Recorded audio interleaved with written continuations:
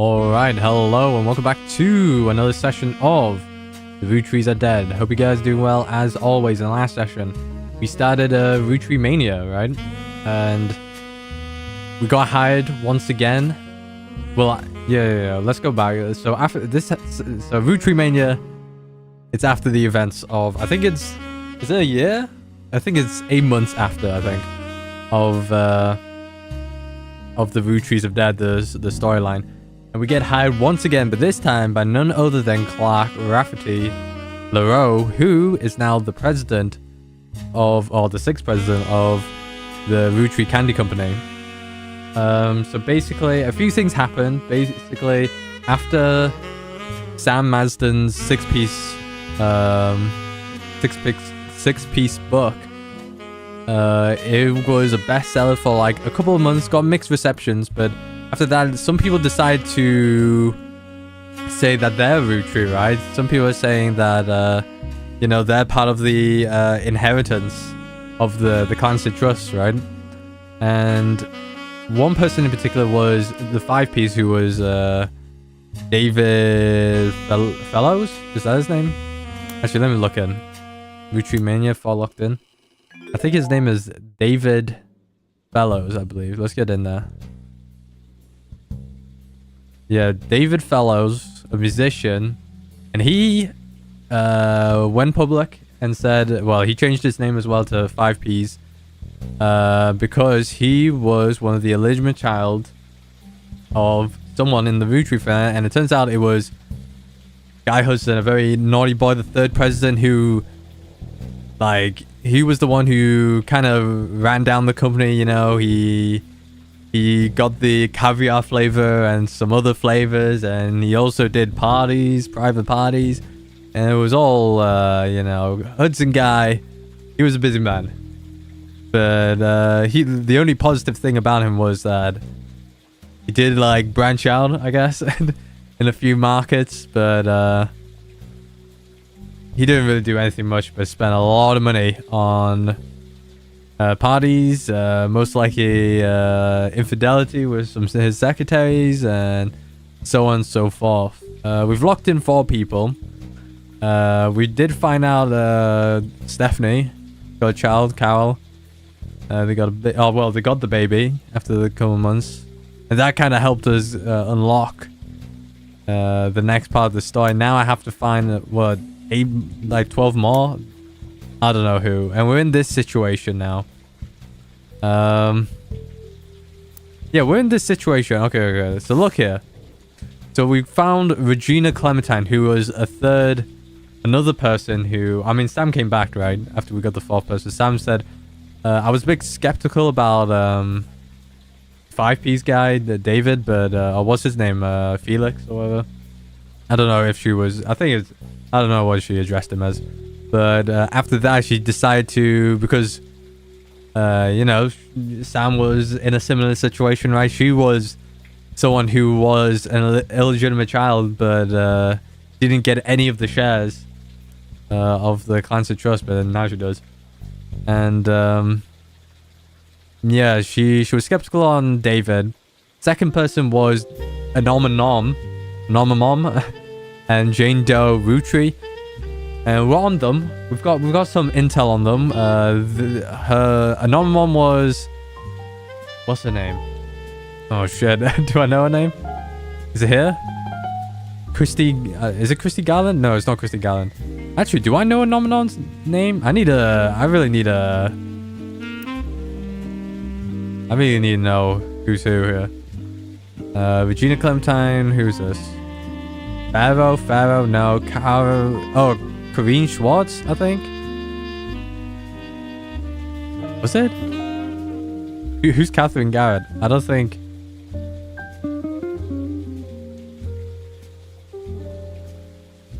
Catherine Garrett? Is that her name? I'm in trouble. I should have recorded that. Who's who? Oh wait, I did. Elizabeth Garland, secretary new. My daughter went to Guy's party. Five Guys party? Oh shit. Well, Yeah, I'll figure it out. Maybe it is Pharaoh. No, Pharaoh. I think it might be Elizabeth Garland actually. Shit. Okay. Well, I guess we gotta read back a few things again. I think I have one of the things. Wait, hold on.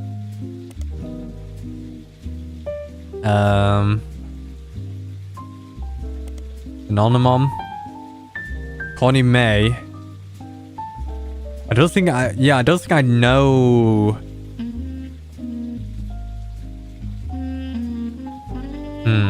We got a Corinne S. Who they both work together, right? So wait. I think I'll find this out. So if we look at Corinne S, here it is. Beatrice Watts. Oh shit! Is that the person I'm looking for?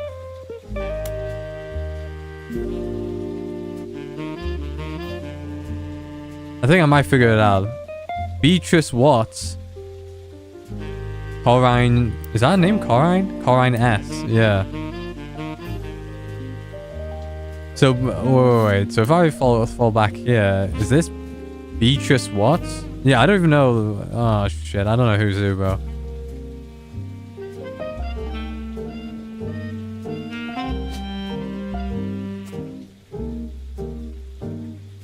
Yeah, he must have had another affair with, Christy Garland, probably? Alright, we need to look at his evidence once again. Who's this? Joanna? No. Okay. And that I don't know if Corinne had.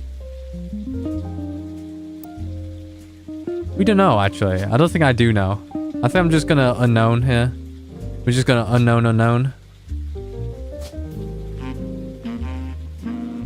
Honestly, it's getting confusing already with these infidelities. Everyone's been a busy person. I'm a bit confused about this one as well. Mary Beth Quaker. She adopted someone, right? She adopted Stewart and some other guy who I forgot. Stewart and someone. Where is it? Look at history. Stewart and Mark. But Mark's a special case because was adopted later and according to a single line. It was a bit, New Edison. I think we've been looking into New Edison as well with the modern music. Yeah. Yeah, it said that. Let's see. Wait, hold on. Oh yeah, we know her name, Mary Beth Clementine, is actually Mary Beth Quaker. That's her actual birth name. How does the Clementine even come from? That's a good question.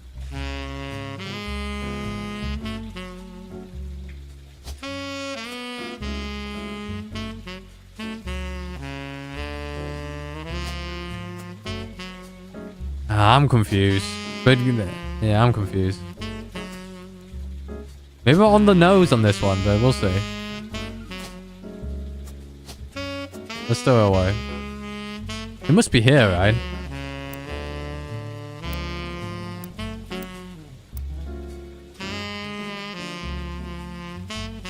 Okay, let's make a new page. I want a new page. This is going to be no highlights, so... What was the name?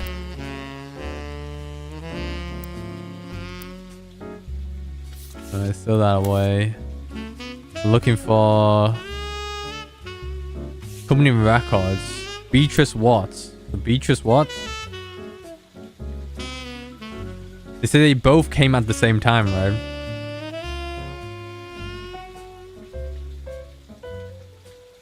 And Schwartz.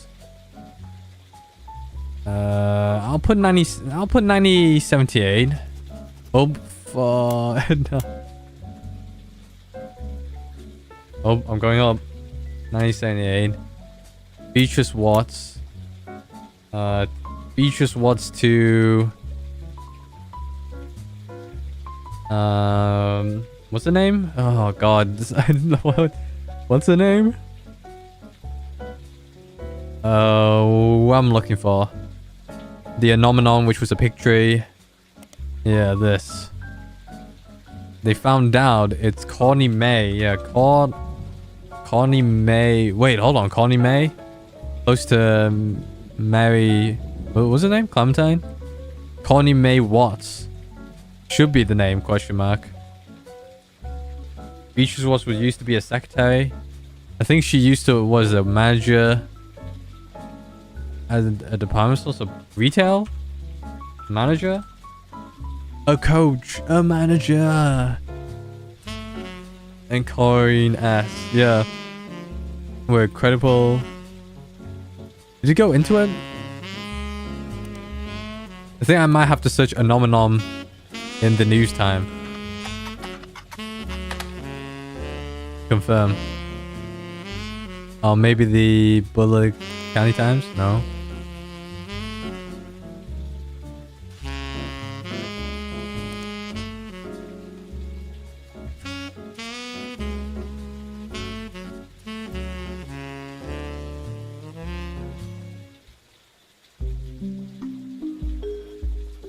Oh, what was that information that said... I guess maybe I'll look in my old notes. There was information that said... I'll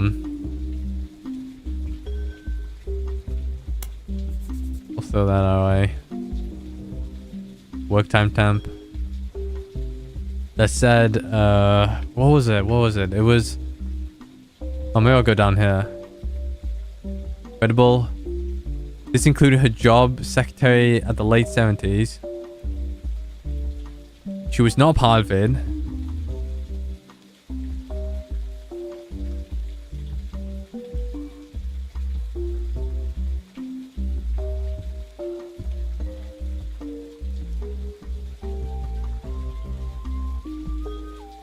Wait, Anomemon's affair does not appear on your updated tree.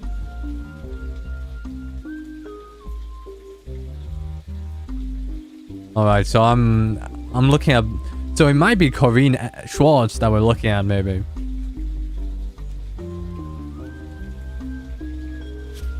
Alright, good thing I figured that out, so I guess we scratch that. No, I guess. Corinne Schwartz. There must be something. I forgot. They did say they both worked at the same time, but they couldn't typewrite, right?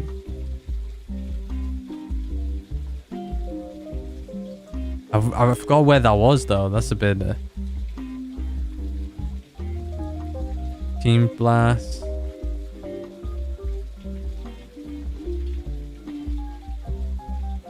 Roottrees riff.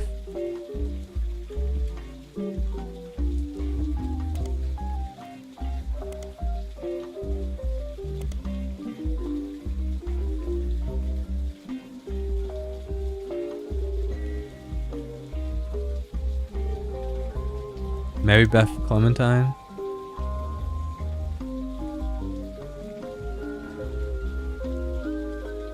There was also some other Mary Beth Clementine releases that appeared over the years. One of them, The Old Rugged Cross, which is the only song that was advertised but not reviewed. Anything? Okay. The review had nothing to say about herself, so it didn't do anything.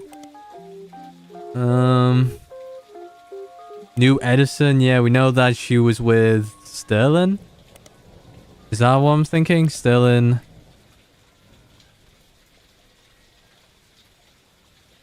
Re-release.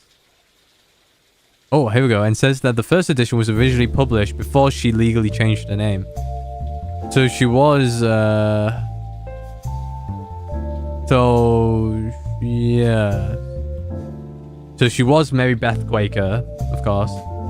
Then the release of Old Rugged Cross happened. How about Mary Beth herself? When she existed?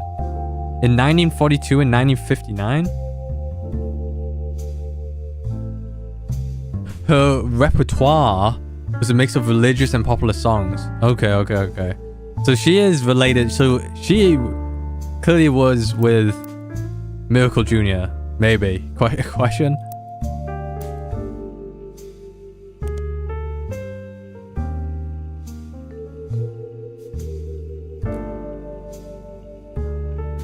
Yeah, a nom-nom's affair does not appear on your updated tree. So she's not in here. Is that what they're telling me? So who's this then? Corinne Schwartz? I don't think so. We also got... I don't know. We also got... What? Christy Farrow? Yeah, Farrow? Elizabeth Farrow? Elizabeth Farrow was... Okay, I have a feeling... Alright, I have a feeling this must be Elias Roottrees. It has to be, right? I mean... I don't think it was any of these guys. That'd be this guy. Because in...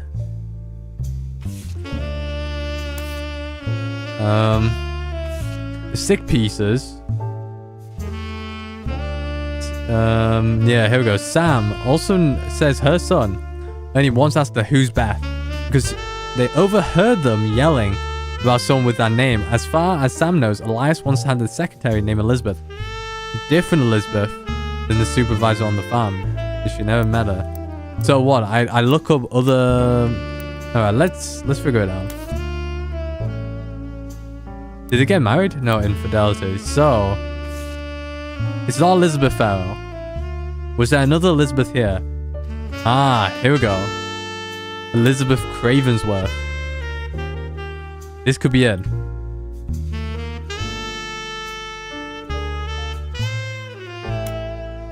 Let's see. Elizabeth Cravenworth.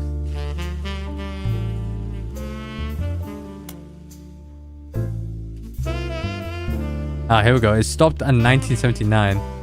Edward Roottrees and Elizabeth Cravensworth and Lloyd Carpenter are no longer employed. Okay, so I don't know how I'm gonna... Yeah, what I'm finding with Elizabeth. Alright. Please be something. No! Maybe in the Butler County Times? Not good, not good. Is it not it? Ah, that sucks, man. That must be the other person, no?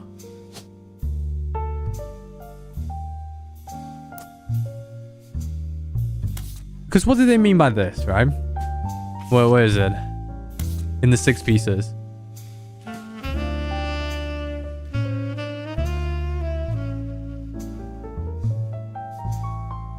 Elias may have cheated and was first to invite Sam to the family events because she had she got the impression that Gwyneth was able to coerce Elias into allowing Sam back. Beth. She never met. It must be Elizabeth Craven. I'm gonna lock it in.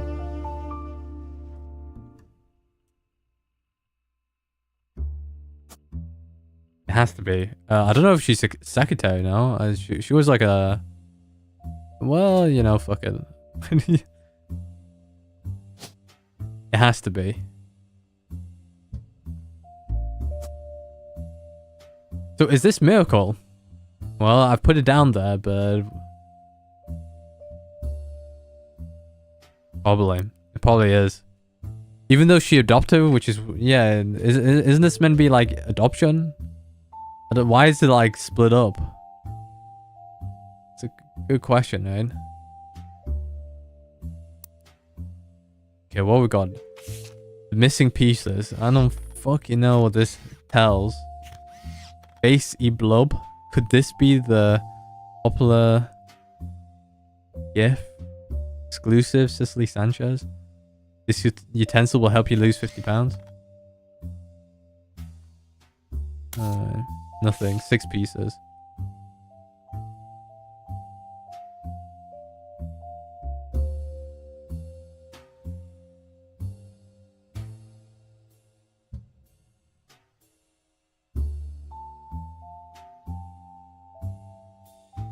Oh yeah, I was meant to search something else actually. It is in the confidential books. I think 1980? The Grandolph Dove connection? Yeah. Ah, here we go. The Grandolph Dove School for the Deaf, formerly Grandolph Dove, is located about an hour from where the Roottrees offices used to be in Butler County. But it serves much of that part of Pennsylvania and nearby Ohio. According to the website, it was formerly named Grandolph Dove because Grandolph was the last name of the founder and Dove is the Danish word for deaf.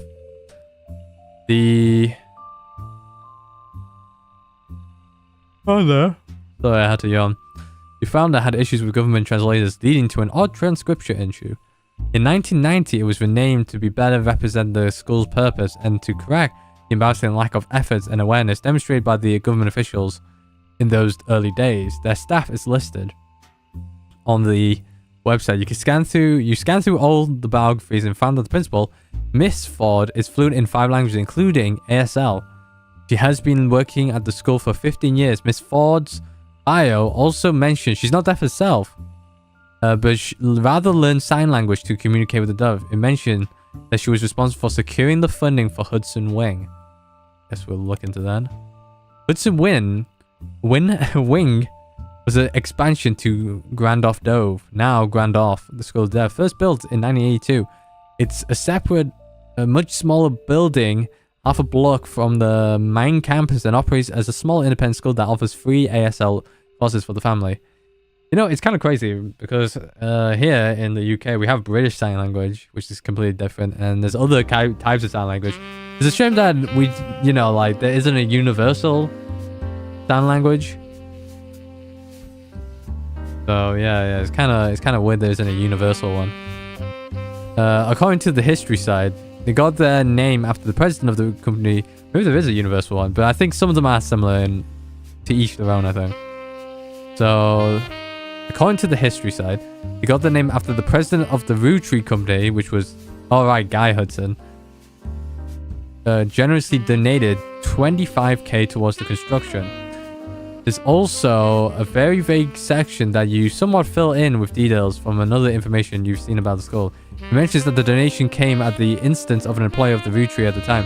It mentions that she learned ASL from the main school before the Hudson Wing existed to surprise her future husband who was deaf. After realizing how useful a service like this could be to a non-deaf person or non-deaf people that wish to better serve those with hearing issues, she convinced Roottrees management to invest the school, which was Miss Ford.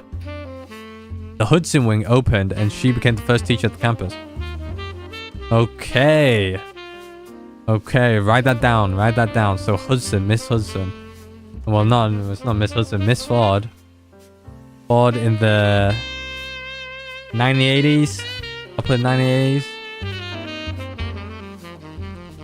Miss Ford. We'll update that as soon as I figure out. So she used to work. Well, she must be here, right? Is that it? Susan Ford? Let's look through.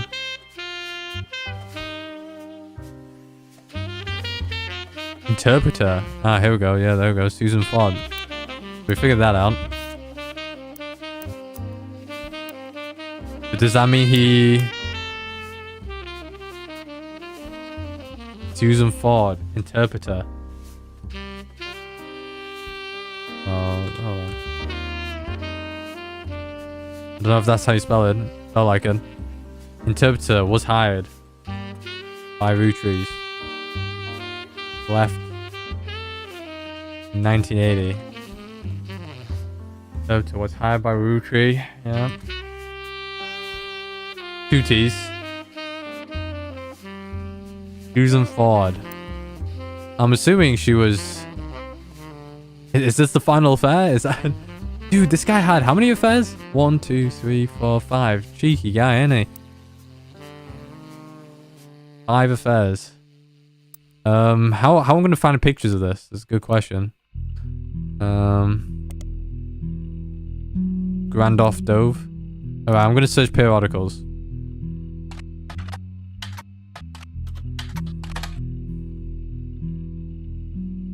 Oop, okay, we got some more stuff. Randolph Dove was school for the deaf. Yeah. Snow. Amongst the avalanche of useless information, you almost miraculously discover one useful article. Randolph Dove was at the center of a crime article from 1982. It seems that someone defaced the schools and vehicles outside of the new Hudson wing of the school. There were multiple broke windows, and one of the teacher's cars was painted with profanities and accusations of infidelity. One of them, I'm assuming it's Miss Ford. A few weeks later, a follow-up article provides more details. There was one arrest. Thomas Hughes, which I'll highlight. Should I go over here, I guess? This is my highlight corner. Highlight page. Thomas Hughes, who was coincidentally a former student at the school. Apparently, the destruction came weeks after he married the school's newest teacher, Mrs. Hughes, who was not a teacher when he went. Huh? Who the fuck's it? Oh. Mrs. Hughes? Is that why? Mrs. Hughes? Mr. and Mrs. Hughes? According to the report's investigation into the police reports, trials, and restraining orders, Mr. Hughes was convinced that he was not the father of Mrs. Hughes' current pregnancy. He was released on bail, and the school has agreed not to press criminal charges after an agreement was made to pay for the damages and for the couple to begin the divorce proceedings. It seems Mrs. Hughes and the Hudson wing have all avoided further appearances in the Butler Country Town. So if I search Hudson wing, we ain't gonna get anything. Yeah, great. Where else can I fucking... What the fuck, dude?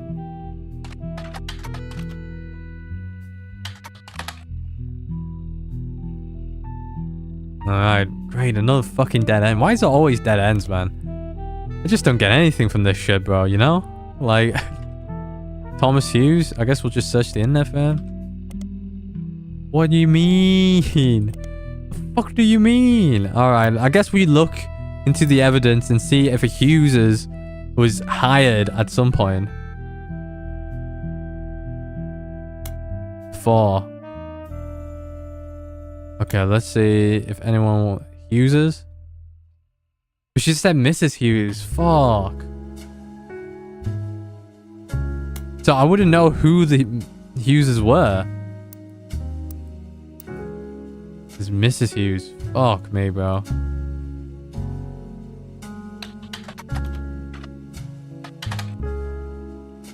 It's not called Hudson what? Hello? Hudson wing. Alright.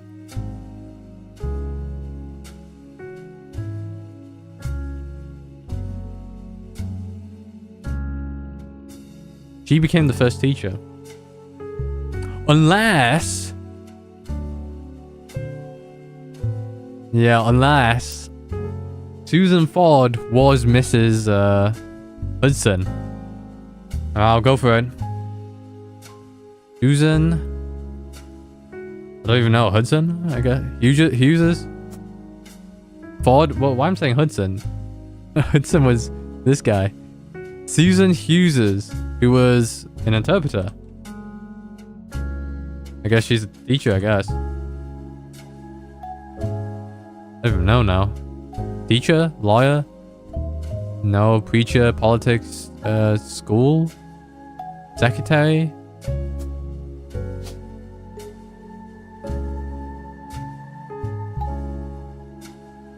Alright, I think we got something, but I need a picture to the name, right?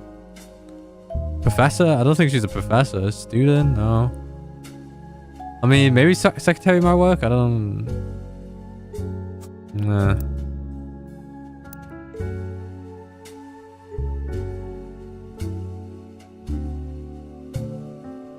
Yeah, because she became a teacher and her last job was...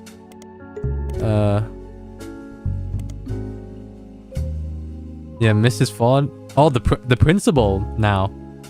She's a principal now. Alright, okay. It said Mrs. Ford. Did she like remarry again? I don't even know, bro. Well, no, she was Susan Ford. So she went back to her old name probably after the breakup. Maybe I don't know. But I need to put a name to the picture, right? Face to the name, right?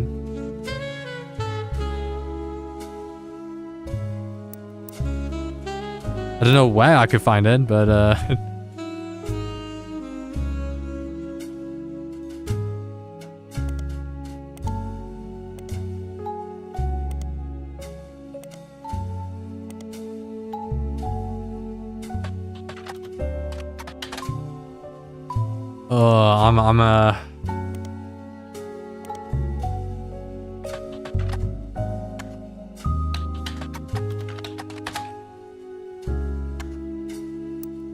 I'm still a lost man. I feel every time you know, like this one's tough, man.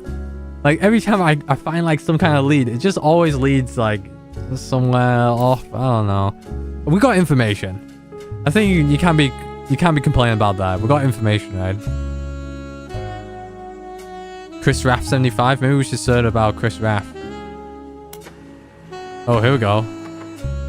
Chris Rafferty's prodigy side seems to have been discovered by the masses. Gone are the art pictures of his cousins instead. It's a list questioning that people keep emailing him. The most relevant ones are the following. Are you the son of Clark Rafferty? Yes, but I didn't grow up with him. I remember him from when I was a little kid, but I moved away with my mom when I was very young. We left Pennsylvania and moved back home to Virginia. We lived there with Pete, my stepdad. My dad, I spoke a few times when I found his phone on a check he sent in the mail when I was 15. He was happy. Oh my, is this actually...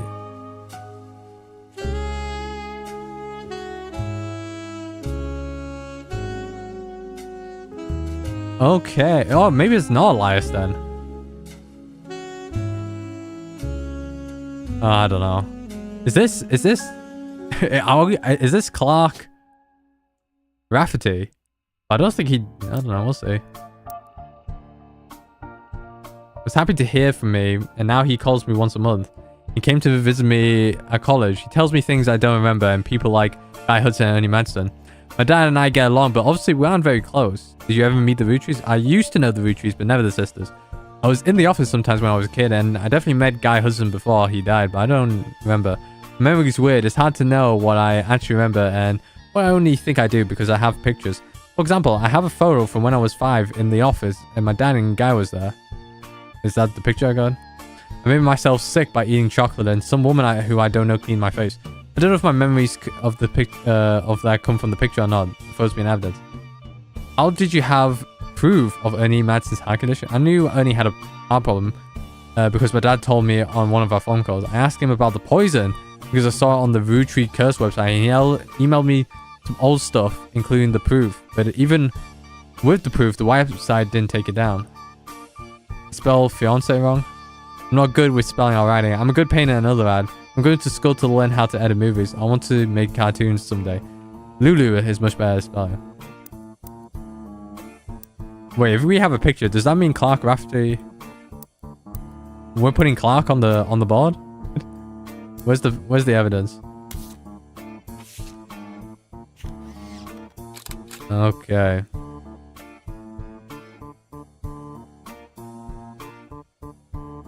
Oh. Interesting photo.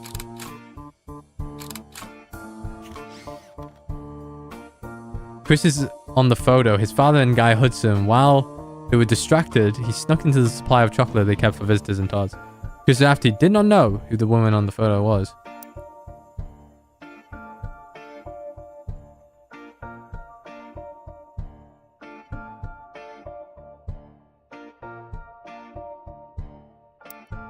Maybe it's not... I'm so confused. Unless Thimjig's here. Yeah, I could put it... Alright, so... Chris is safe. I think. Chris is safe. I mean, Clark is safe, I mean. Chris. Alright, this old photo of Chris. Yeah, there you go. Okay, so it's not Clark. Okay, it could be... We're still on the miracle grind. Alright, we got one of them down.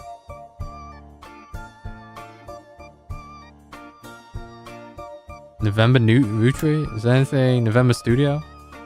Yeah, actually, there's November Studio. Okay, never mind.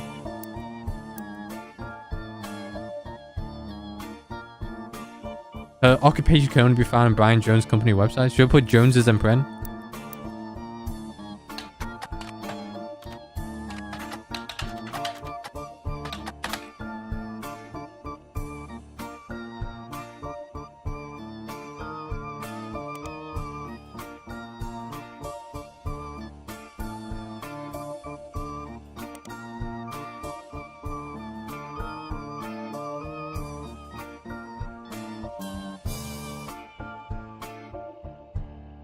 Alright, seems unconnected.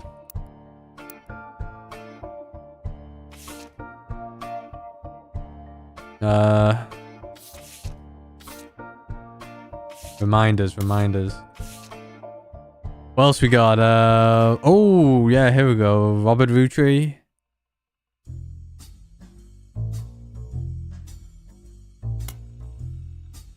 Ron Roottrees? Alright, it's changed. Ron was announced as the president, right? I think we watched this. Some via interview. Now, hundreds of results about... A few weeks later, Ron was dropped from the title entirely. There are a few hundreds of results about this development, but most articles are retelling of the basic details. Some veer into heavy speculation based on an article about Ron on the Business Watch. 3 weeks ago, Ron's mother, Gwen, I think it's Gwen, but I'll stick with Gwen. He and his brother Robbie have seemingly made amends. Okay. What on went behind the scenes, it's not something he wishes to. Instead, he hopes to release a movie about something. Alright, so I'm going back. I think we didn't we not search Ron here? Roottrees riff. About what really happened with Roottrees. The article mentions that nobody from the Roottrees that they reached out to was willing to go on record. Instead, the timeline of events has been constructed from public record and accidental leads and a source on the inside. The only parts that are new to you are the most vague ones, the ones supposedly confirmed by the unknown source. The timeline says that the family held a preliminary vote after Carl Roottrees died. But before the release of 6 pieces and decided they wanted retro because of RR Productions. What, should I look into RR Productions?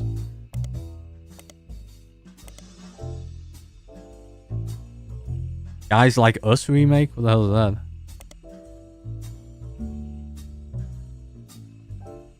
Called upcoming films called movie news? The logo's a cow on the film canister. The rumored cast is Cameron Diaz in the role originated by Gwyn, Linda Fiorentino, and Chris O'Donnell. According to the leaks, the remake has been put on indefinite hiatus due to the director dropping out in the wake of a serious medical issue, though that's only a rumor. Yeah, that's Gwen Roottrees, right?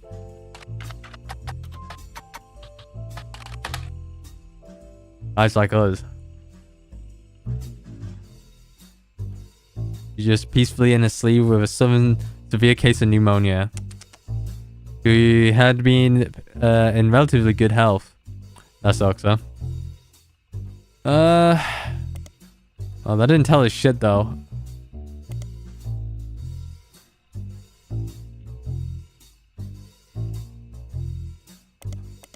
Oh, brother. What have I done? What have I...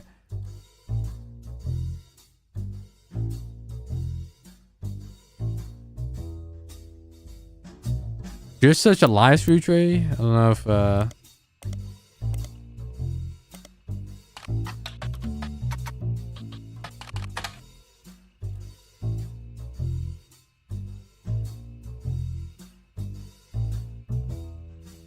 Elias and Gwyneth Roottrees were never really celebrities, but the general public's perception of them as classic faces associated with the Roottrees Candy Company had always been in somewhat high regards. This was Elias' intention as a family man with his family brand. In 6 pieces, the candy company has placed much less on an emphasis on Elias as a historical branded connected figure, but There have also been those who argued that it was his right to decide how to split his inheritance and that he did nothing wrong. This has led to some heated television exchanges and countless op-eds. Alright, the first Anderson maple farm. Shall we look into that as well? Or is that the same thing? Yeah. Only used to be a popular tourist attraction during the summer months when it had special tours. However, it has seen an explosion of off-season business as some religious and political groups decide to show support for Elias and Gwenna's traditional values and financial rights. This rise in support was in turn followed by pickets from gay rights activists when some particularly inflammatory organizations made their pilgrimages. Quotes from Bess Williams' book appear to have been taken down. Who's Bess Williams? Is it the one with the family man? If so.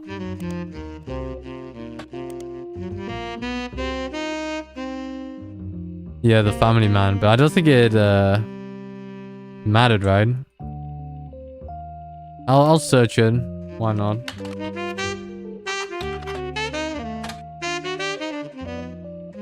Is that not her name? It's not Beth. Bess. Oh. A reprinting of an old book about Elias Roottrees.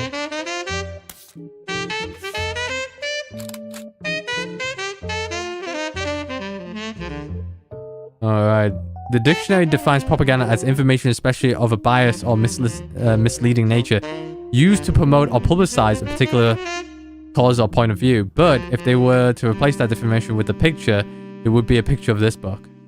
The book tells you nothing new about Elias, and for what you know of his true feelings towards some of his extended family, you're not sure it tells you anything true about Elias either. The reissue of the book was so lazy that they reused the same famous photo of Elias from the Business Watch, whose copyright had expired. The best thing it has going for it is that it's only 85 pages long. I got a picture of the guy though. Yeah, should I put him in? Lock it in? Alright, I need to figure out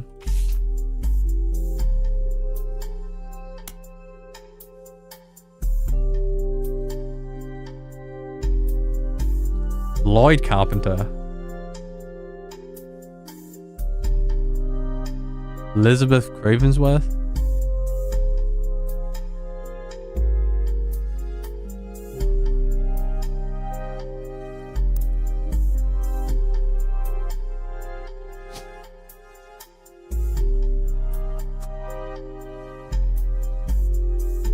I think it is Elias Roottrees, unless there's something up there. No, right? This guy did something. This is the only other Elizabeth I have, because... Okay. How many Elizabeths were there? We got Elizabeth Farrell. No, we don't know that. Elizabeth Garland was a farm secretary. That Sam knew.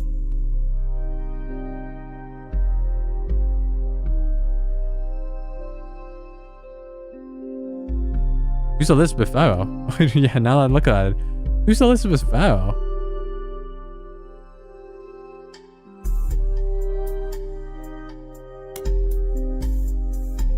I had a daughter, right? Yeah, was no longer listed amongst the secretaries with Christine Garland. So Elizabeth Farrell. All right, hold on. Let me prop this book up.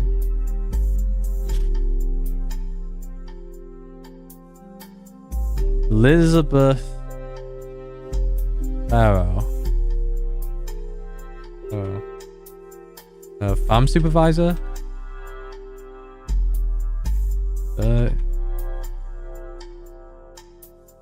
To Elizabeth. Maybe she's not Elizabeth Garland. Yeah, that makes sense. So her daughter is Christine Farrell, who was a secretary. Secretary. But she changed her name to Christy Garland. And she's married to...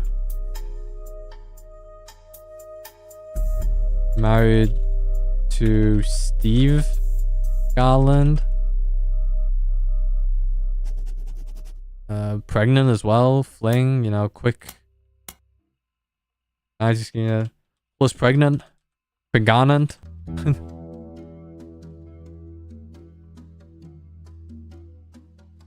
I need to read back that,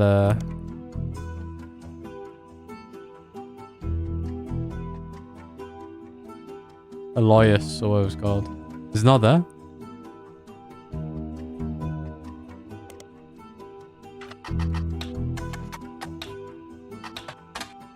I don't know how you spell it. I think I've recorded it down somewhere though. Roottrees riff. Okay, maybe I've, I was like, oh no, yeah, Antonelli's.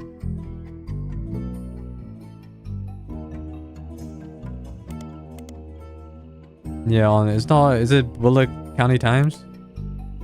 Rochelle Zimmer, which I don't think is going to lead to anywhere now that I think about it. How do you unhighlight that?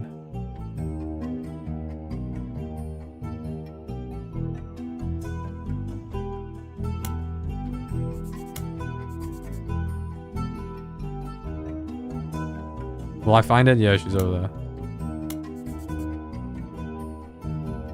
So many years, there was a puff piece on Valentine's Day, 1978. Okay, I think we should record that.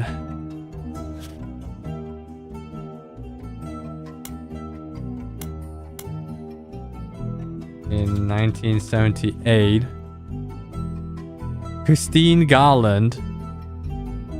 Steve used to work. I guess I'll just put Steve Garland chef.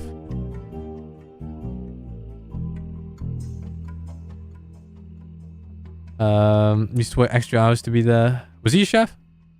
Yeah, he was. Many years ago when she delivered produce from her mother's farm. Her mother's farm. I guess. Although they grew apart when the restaurants were suppliers, they reconnected by chance and eloped at the end of the year.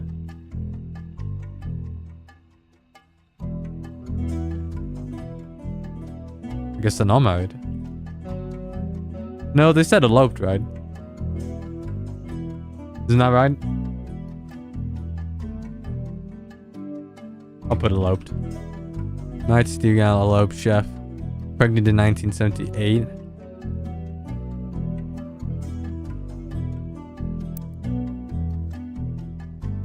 Not that far. You think it could be this? It says split up. It could be this, for all I know. Yeah, these guys know.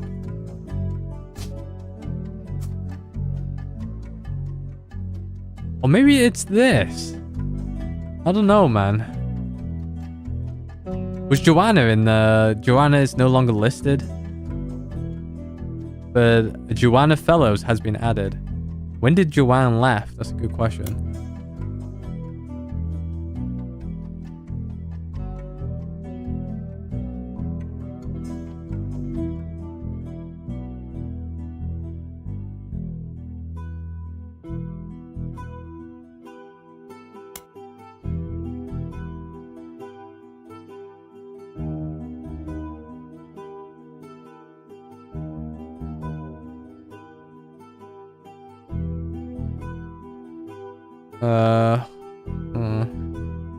This is kind of important, no?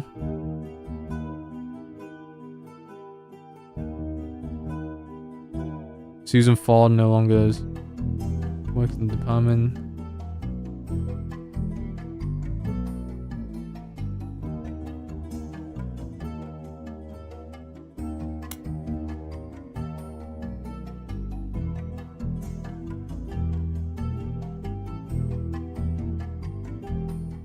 Catherine and Garrett are no longer... Wait, what happened to Garland? Oh, right here, 1978. No longer working in 1978. Alright, hold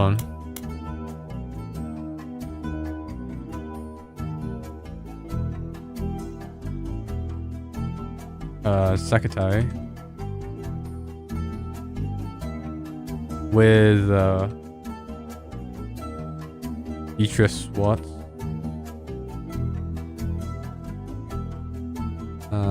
Left ad.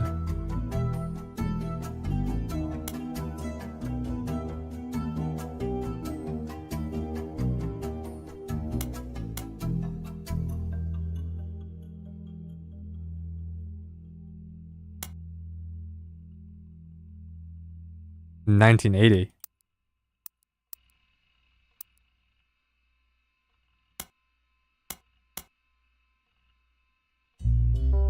Oh shit, you can add symbols? Oh shit. You got text line direction? Oh shit. What is that? I didn't know this was a thing. Left in 1980.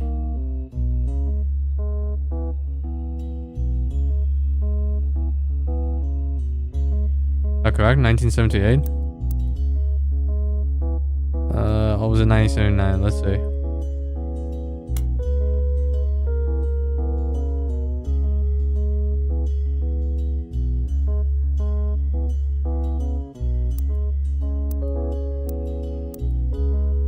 Yeah, that means Christine Galland was the second person, no? Correct me if I'm wrong. Hold on.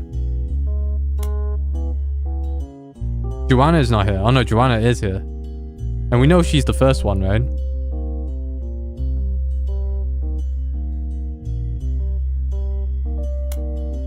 It must be Christine Garland.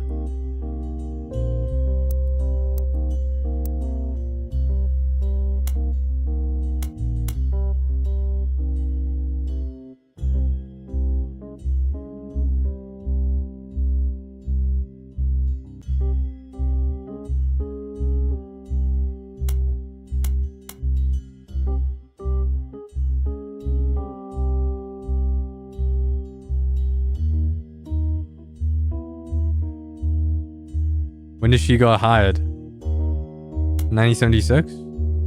Yeah. Okay.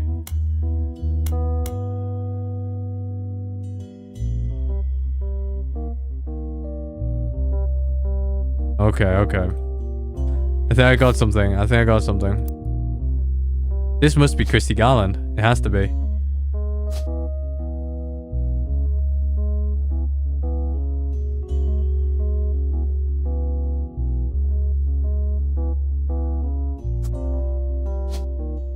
Yeah, and she got married, so this must be...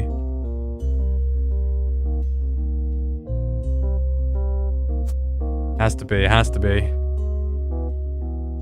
don't know if this is the picture of her. I don't think so.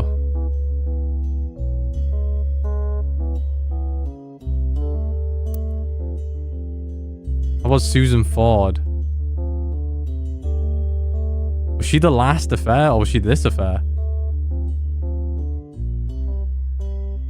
Could be this.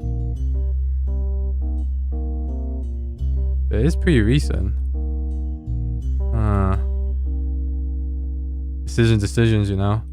I feel like the final affair was not her. Yeah, it was not.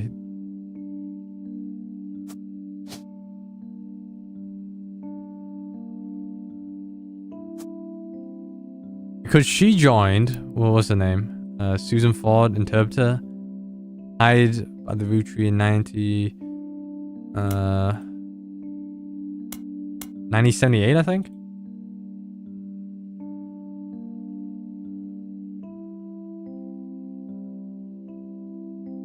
Maybe not, actually. Let's see. Because, you know, there seems to be a recurring theme that people are leaving in. Susan Ford? Moved to office staff? Hold on. 1979. Okay, there we go. She left in 1980? It seemed like she got upgraded. Let's see. For a year, and then said had moved into office staff in 1980. Oh, right. She was 1980, and then 1982 she left. Okay, there we go.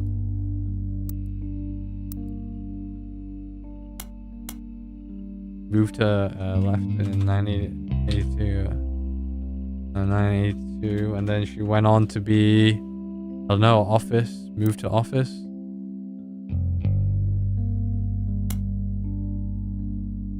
Office staff. Well, she's the principal now, so.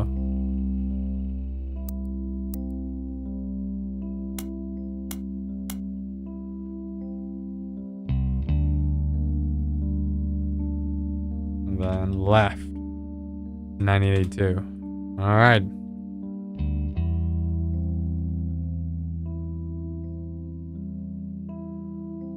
Okay. I'm just gonna leave that there. I mean, should I? What's her name?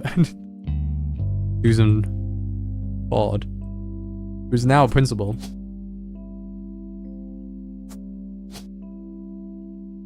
There is meant to be a picture for Thomas Ford here. I don't know. Could be. Not Thomas Ford, Thomas Hughes. Oh god, so much stuff. Roottrees Miracle. I still don't know much about Roottrees. How long have we been at it? An hour already? And I feel like we haven't done anyone. We haven't done anyone yet. No pictures, no nothing.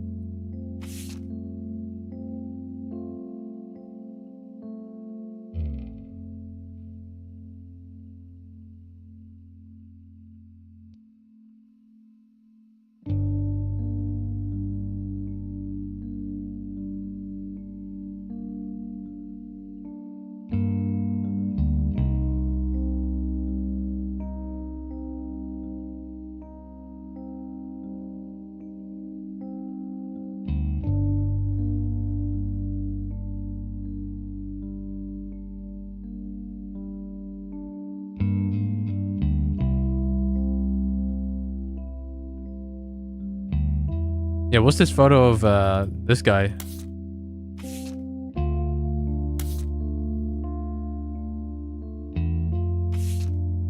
Anything about the 6 pieces?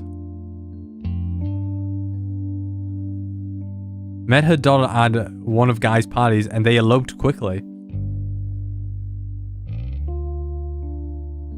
Due to a pregnancy.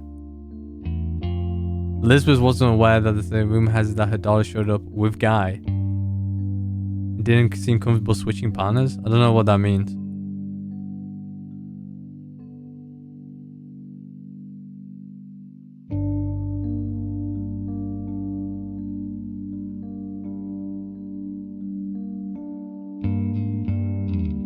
Do we see what the vote ducky is?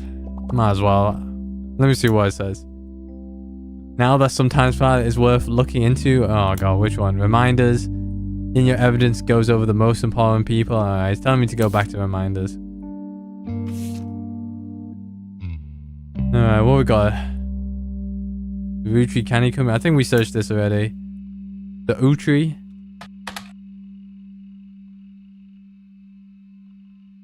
Oh yeah, we saw this Eliza Nicholson, but anything else?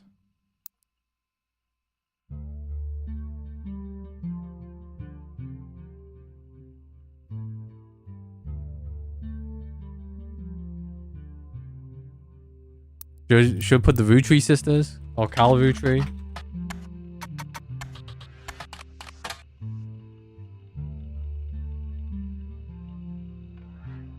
Oh, here we go. Many websites and news articles eulogize. Sorry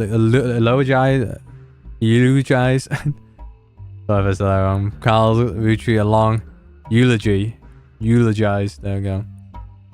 His daughter and wife Brenda. That's why you know. You come across an article about Kirsten Valdez. She used to be a high school sweetheart. She does not make any claims about having had a child with him. She just appeared to be paid to talk about his early life. Well, should I look into it? How about the Roottrees sisters? The website you used to initially place Raina, Rose, and Riley is still up. So instead of a cheery pink background with purple text, it's now the traditional black text on white background. The young webmaster has turned the site into a memorial for the sisters and their father. It seems like she did end up getting her ears pierced like Rose after all. Regardless, there's no relevant information. Just a picture of the girls with a sad MIDI piano playing in the background. From other high-profile sites, you notice that charity has been set up in the girl's name. Oh, damn. So, yeah, the webmaster... Webmaster is part of the scholarship, huh? What else I'm looking at? Kirsten Valdez. Nothing. News time. Nothing. Alright, we got nothing here. Great.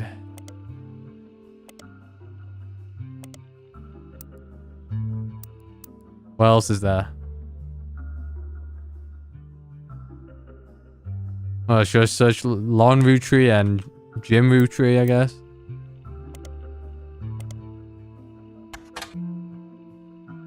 She was relocated to Pennsylvania when she began suffering from Alzheimer's. Oh, that sucks. There was minor backlash towards the report that tracked Lauren down because they were caught standing on the ladder and holding the camera over the privacy wall. Take a photo of Lauren and her son Clark sitting on the bench outside near a small part of the premises. Alright. Jim Roottrees. What's the... Did they have a book? Life Between Wars. Yeah, should I search Lauren Roottrees, Life Between Wars?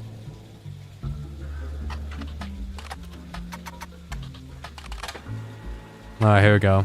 When revisiting Lauren's book, there's a single passage that focuses on potential affairs in her immediate family. You added to the rest of your evidence. An entry entitled Cruelty from Laura Roottrees' diary, written in 1963. It focuses on the relationship between her mother and father. While it offered only redundant information during your previous investigation, it mentioned the subject of affairs. It may be more useful this time around. I'm no stranger to love. Jacob and I married at an age that most deem unfit for marriages. But he was also enlisting at an age that most deem unfit for war. We had no choice. I knew in my heart that our marriage was one for the ages. He and I would be still together today if not for Okinawa.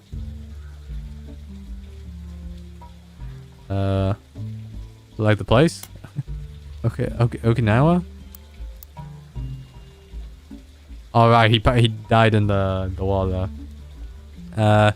That was nearly 20 years ago, but there is an emptiness in my soul. Do forget he did die in the war. Did he die in the war? I didn't even know he died in the war. I did not understand my contemporaries. So many girls I went to school with have taken multiple lovers. So many of my girlfriend's husbands have been unfaithful. If I am able to remain true to the ghost of the man, with no chance of physical reciprocation, no potential for long conversation, how could it be so hard to love someone you can reach out and touch?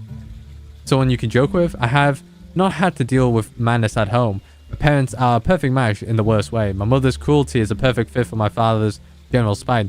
In turn, Pop's status enables her incessant need to gloat and feel superior.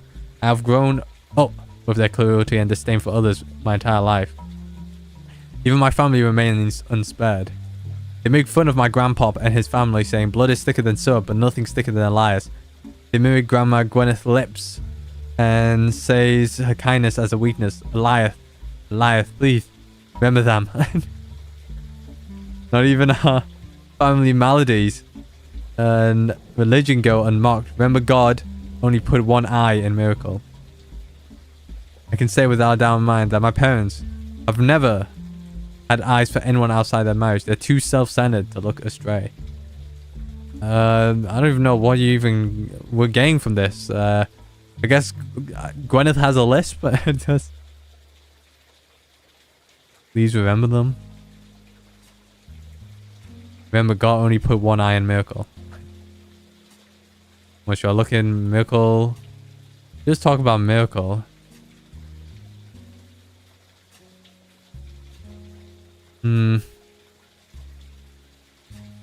I don't know what this evidence even do. Oh, Roottrees. Alright, let's go back. We were doing something beforehand, weren't we? What's this? Diary? Jim Roottrees? Yeah, Jim and Diamond apparently sent out some mail to Diamond's Dazzlers and mentioned that they did not spend a lot of time near or around the candy company anymore, so they couldn't really comment on the news. Best of album did get released during Roottrees, and while neither of them have performed recently, the couple did go a few signings at local record stores near their estate. During questions and answers session, Jim has stated he hasn't been inspired to write any new lyrics. As far as you can tell, Jim and Diamond's marriage is still doing just fine. There have never been any rumors of infidelity about either of them. Good on you, Jim. James. Yeah, James. Well, it doesn't tell much, huh? Damn, my foot itches, man. Yeah, I got this, like, scab. I shouldn't scratch it. This morning, I mean, when I was, you know, when you're half awake, I was, like, scratching it. And I was, like, none the wiser for some reason. Don't know why.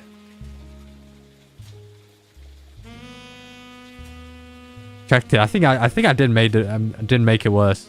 That thing. But it's kind of like healed over, but it hurts like hell. It itches. Alright, let's see what we got. I don't know what else you got. Well, should I look at the reminders again? Yeah, let's look at the reminders one more time. Oh, we got 3? Okay. Yeah, wait. These intuition means there's like a piece of evidence I can have, right? That's what it's saying, right? Oh, it just says how many clues are connected to a specific piece. 3 clues?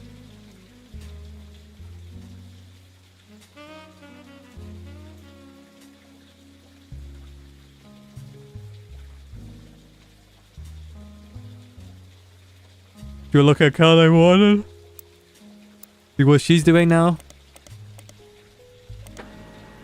Oh, we got something.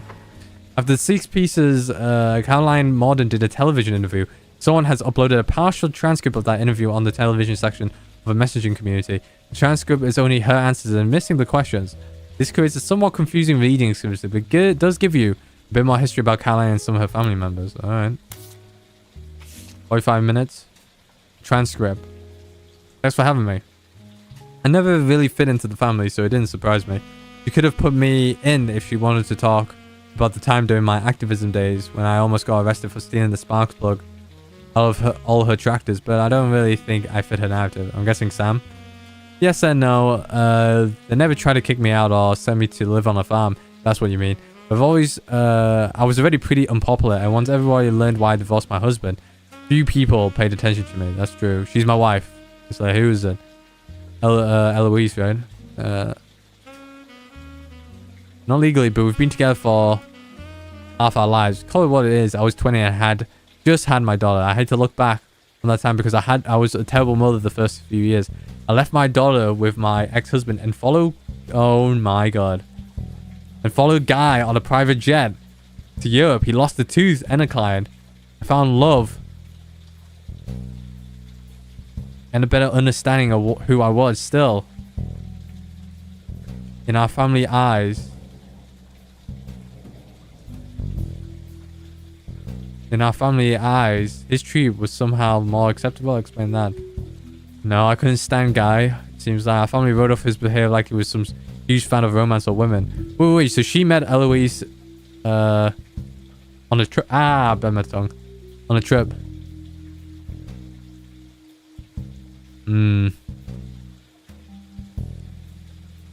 Lost a tooth and a client. I found love and better understanding of who I was. Yeah, he said I found love, so it must be Eloise. Alright, so it wasn't infidel. Hopefully not infidelity. No, I couldn't stand him. Yeah, especially when he said I couldn't stand him. But he didn't like the entire woman. It was doubly awkward for me because he was more supportive than most. I slowly figured out it was because he assumed I would be as shallow as he was. He was a workaholic. He seemed nice enough and did a good job. I didn't know him. That was one of Sam's problems with our family. None of us did except Carl. Honestly, I get why she's pissed. He seemed nice and did a good job. Except Carl? I wonder who. Ernest? I better not speak ill of the dead, not unless you want more stories about Guy. With Carl, though, all I can say we used to be friends before they sent him to a private school.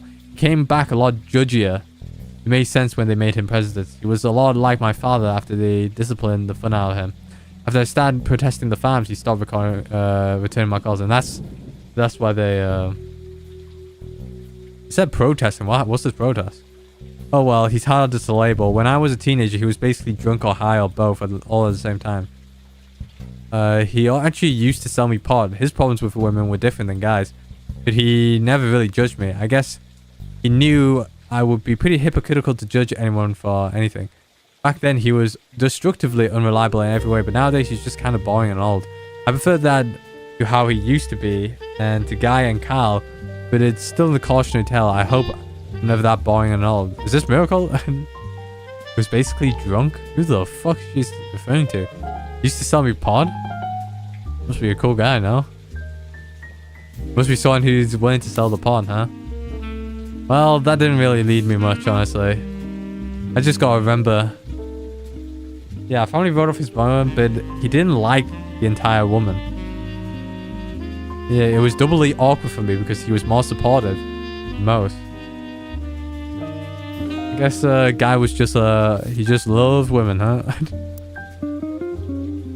Naughty and respectable. Is he respectable? A man with morals? I don't know. Alright, so I got that piece of information. What else? What else? Rafferty.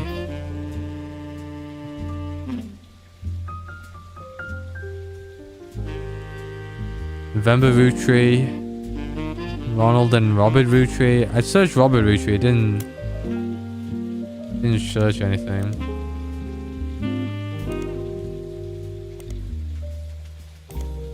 Something about Ron Roottrees though. Getting closer and closer. I'm clicking at things that I don't know. I could go here. We finally made it again. Both worked with Will Trouble until Robbie fled. Should I search EC? Edward Clancy Roottrees. Huh? Seriously? E.C? Seriously? How about Sam Madsen? Reviews were mixed. Yeah, I think we looked at this and then. Oh, this confusing move was. Wait. The Roottrees company. Wait. The fallout from the book led to the Roottrees company scrambling to release a statement. Due to the conflict of leadership, they released multiple conflicting official statements over 3 days. This confusing move was referenced in popular culture to a late night sketch about indecisionitis. Oh, a pharmaceutical avatar, a fake one called Jit Together. Is this a... yeah. While segment isn't fully about the Roottrees company, it was released in the weeks after the bizarre response to the release of the 6 pieces by Sam Madsen. And a third, the recent news. In the sketch, a woman ordered a number 5 at a drive-thru through the speaker, and after pulling forward, she changed her mind at the window, asking to switch to a number 3. This causes a lengthy backup and annoyance among the restaurant's employees and other patrons. After she pulls away, as the employees began helping other customers, the same woman then barged into the restaurant and passed the line, loudly complaining that she didn't receive her number 5. After that, the sketch transitioned from the restaurant scene into a pharmaceutical combination. The doctor claims that the woman was suffering from indecisionitis, a disease that causes extreme confusion and irascibility, and has recently been found to severely hinder the leaders of large corporations, but could also spread to humans. The doctor then recommends Jit Together. Or, or Get Together. Get Together? A fake pharmaceutical drug, most when I couldn't make my tough decisions, I've got to get my Jit together. Final testimony included a bald man in the still there with a voice changer saying, I'm not comfortable sharing who I am, but I am comfortable saying, before I took over the family's candy company, I really should have gotten my Jit together. Oh. Seems like a bit of a waste. Rift.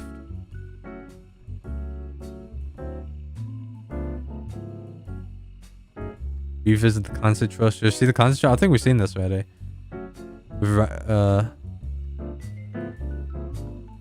Yeah, why couldn't we get Edward Clancy? No?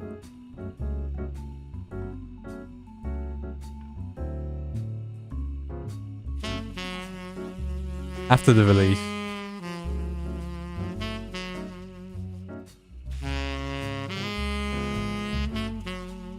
All right, these are the 3 things. It stated that there was no president. Second release to business newspapers.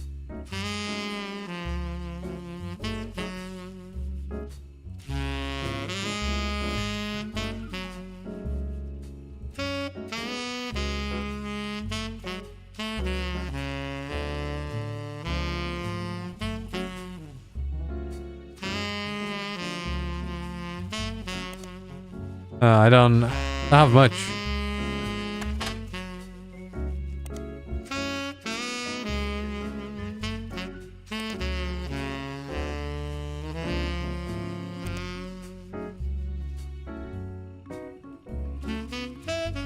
Source on the inside? What does that mean by the someone from the inside?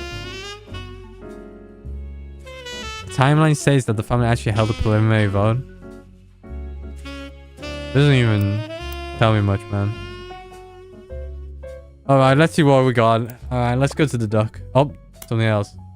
You can fill in 5P's mother using her portrait from the thing. Yeah, have we not done that? Is it not this? Yeah, I've done it.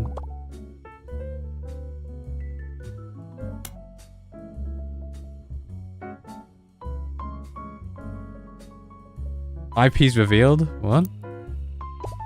Let me see.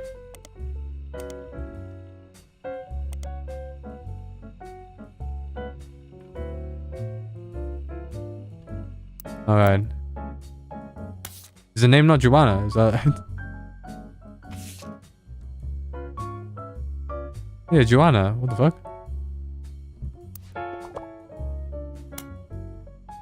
Yeah, I found that. Joanna... It's Joanna Fellows now. Oh, I've gone crazy, right? I got it. Is it on? Let me see. This is making me...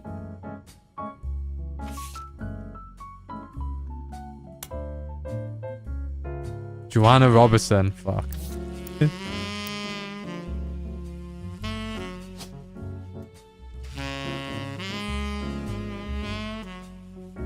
Alright, you happy now? Yeah, alright. What you got next? You should look into Mary Beth's children. Alright. Okay, yeah, okay.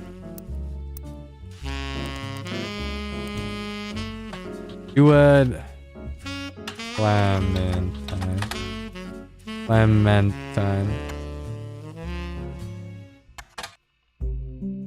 Clementine isn't popular.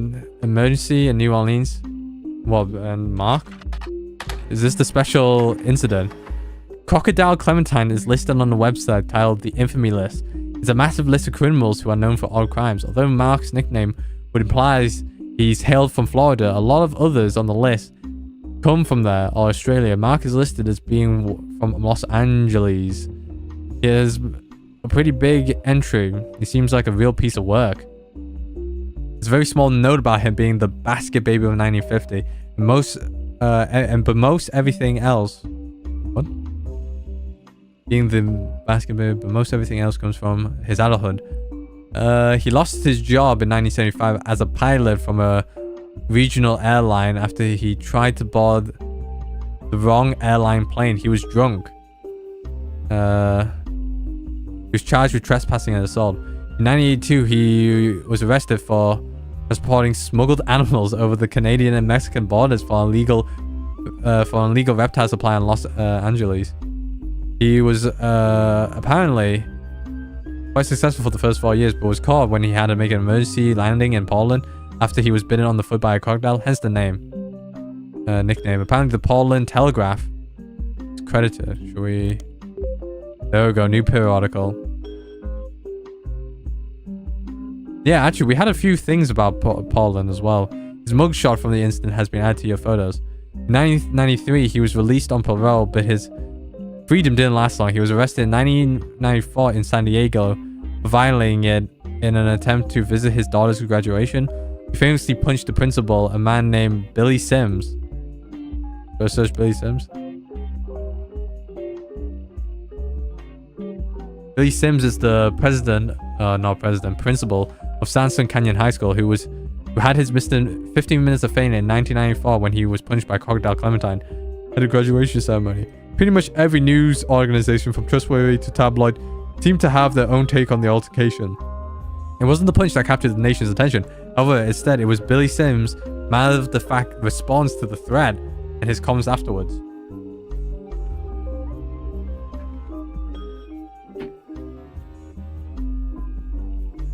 As heard in a now famous audio clip from someone who was recording the ceremony, Billy saw Mark hop onto the graduation stage and said, "Sir, you want to sit down or we'll have a problem." At that point, Crocodile reportedly sucker punched him in the face. Billy, apparently only slightly dazed, said, "Alright, sir, I guess we'll have a problem." Get in there, Billy. Clementine tried to throw another punch, but Sims anticipated it and performed a maneuver the spectators described as a wrestling move mixed with a backwards somersault, which immediately brought both men onto the floor, with Simmons straddling Clementine, keeping him neutralized. As security arrived, the recording captured someone asking, "How did you do that?" And Simmons' response was famously, "Trust me, I'm as surprised as anyone." Alright. This is Mark Clementine. He looks rough, bro. He looks rough. He's seen bad days, bro. I don't know what Mary Beth is related to all this, but hey.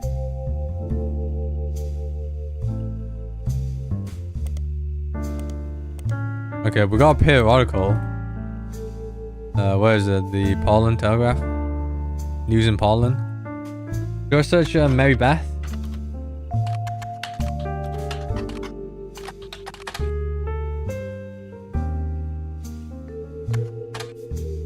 I don't know if I spelled crocodile right, but... His name Mark? Alright. Portland was one of the names, yeah, Clementine's first major arrest. He was flying weekly between Los Angeles, Juarez, and Vancouver in a small plane. His flights were very low, literally under the radar. He was only caught because he was bit by a crocodile on the leg and had to call Mayday because he was losing blood. He tried to tell them that he was a crop duster who somehow cut his leg on a loose piece of metal in the cockpit, but his story seemed very odd, and controllers quickly alerted the police without informing him. When he landed, they were waiting and he was promptly arrested. Well, good job, bro. Wasn't there some other stuff about Portland? I don't know who, though. There's like so much stuff.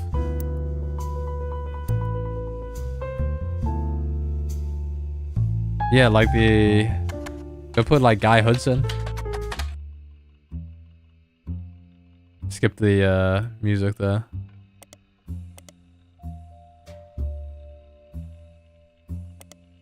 Anything else with Mark Crocodile?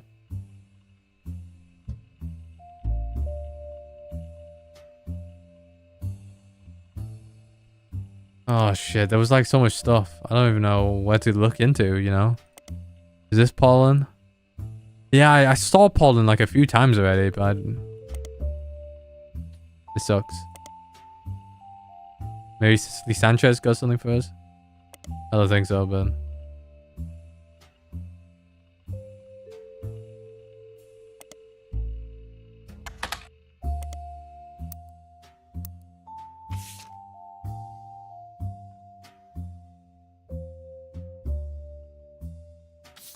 Do we have anything more? Oh my god. Evidence indicates that she had an affair with a noble Roottrees. Singer who may have an affair with Miracle Roottrees. Is that Miracle? It doesn't look like him. Doesn't he wear an eye patch? Wear glasses?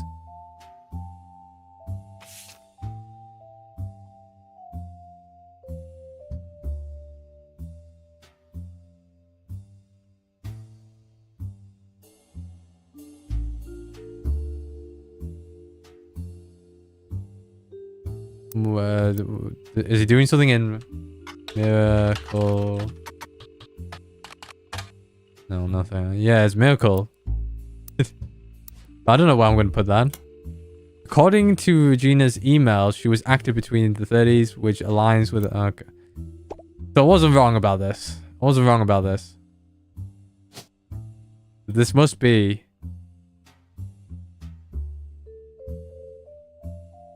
Yeah, but how about the adoption? I don't understand. I don't understand.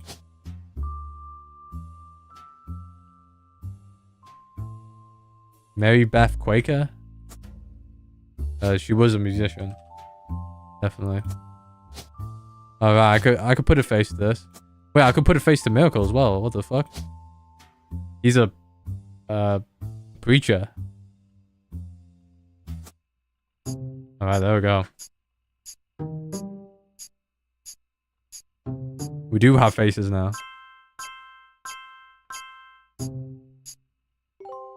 Oh, Garland.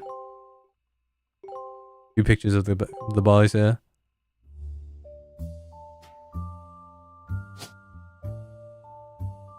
Oh, is this Steven Sterling? Oh, Sterling Edsel. I think that's it.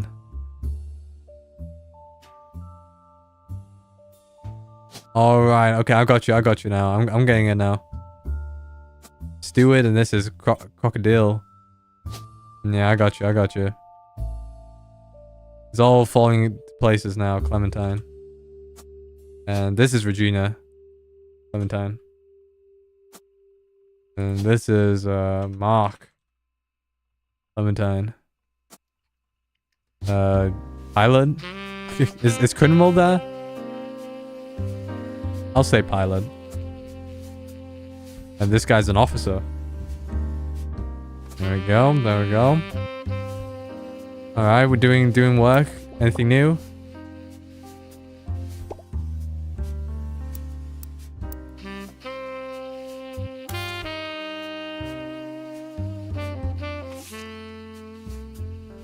Smuggling. Alright, let's see where the duck takes us. Seems central to one of the fairs.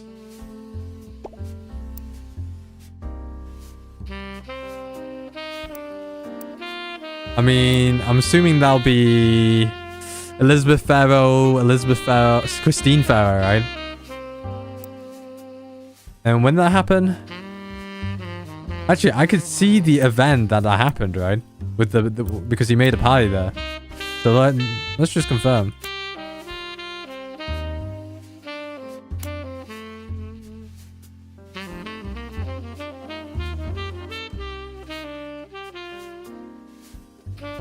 Did you hear? Christine Garland no longer works. It must have been before then.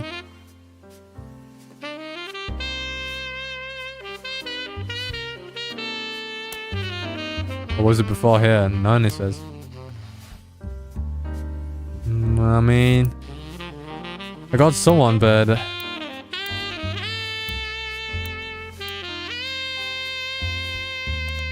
nothing.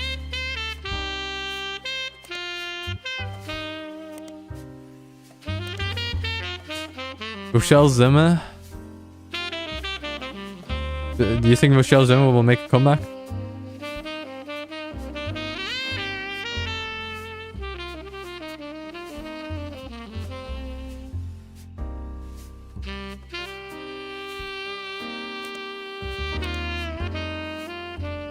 Well, let's see actually. Holland. Nothing.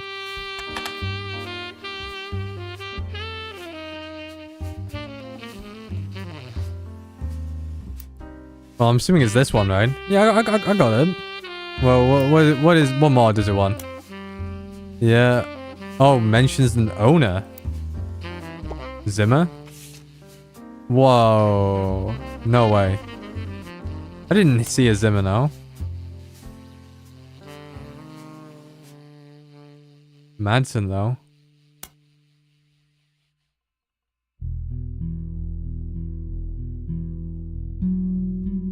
You think there's a Zimmer? No way. Rochelle, is his name Zimmer? It's not. Where's the Antoinette? Rochelle Zimmer. Yeah, what about it?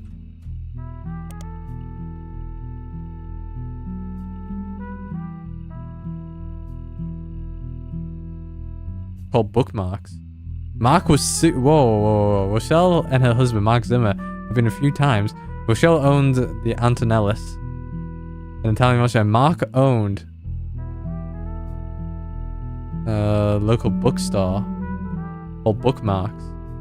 Mark was also mentioned once and was sued by Steve Garland. Oh, why though? Okay, this is interesting now. Let's see.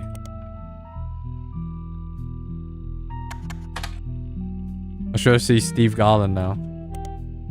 He's mentioned in the couple of acts of the first one was the article when he met his wife, yeah. The second is from months later in September 1978, a listing for his weekend cooking class, Gourmet for the Groovy. The blurb mentions that he was giving lessons from his home the last month so that he could keep an eye on his son. The third was from 1991 and is titled Local Author Sued by former Butler County resident. It seems that a local author by the name of Mark Zimmer was sued by Garland after Garland sued Zimmer promoting his book Kitchen Tales. Oh, that was a bit of a... Yeah, that's crazy. Yeah, his recipe book was partially plagiarized. We see... Yeah, hold on. I think we can get a picture here. Hi, Mark Zimmer. Out of proof. Re-released as The Garnishing Truth.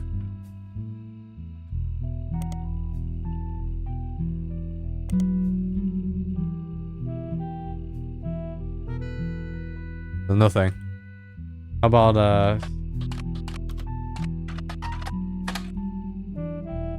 okay. Steve Garland would give his students... Yeah, from the recipe that Steve Garland would give his students during his cooking lessons. The article mentions that although recipes are hard to copyright, Garland accompanied each recipe with a short fiction about how he learned it. These usually doubled as a way to remember certain ingredients. Garland's bean salad, for example, involved making a trade with a gnome for some magic beans. Apparently, these stories were found word for word in Zimmer's cookbook, in addition to additional stories that followed the same format.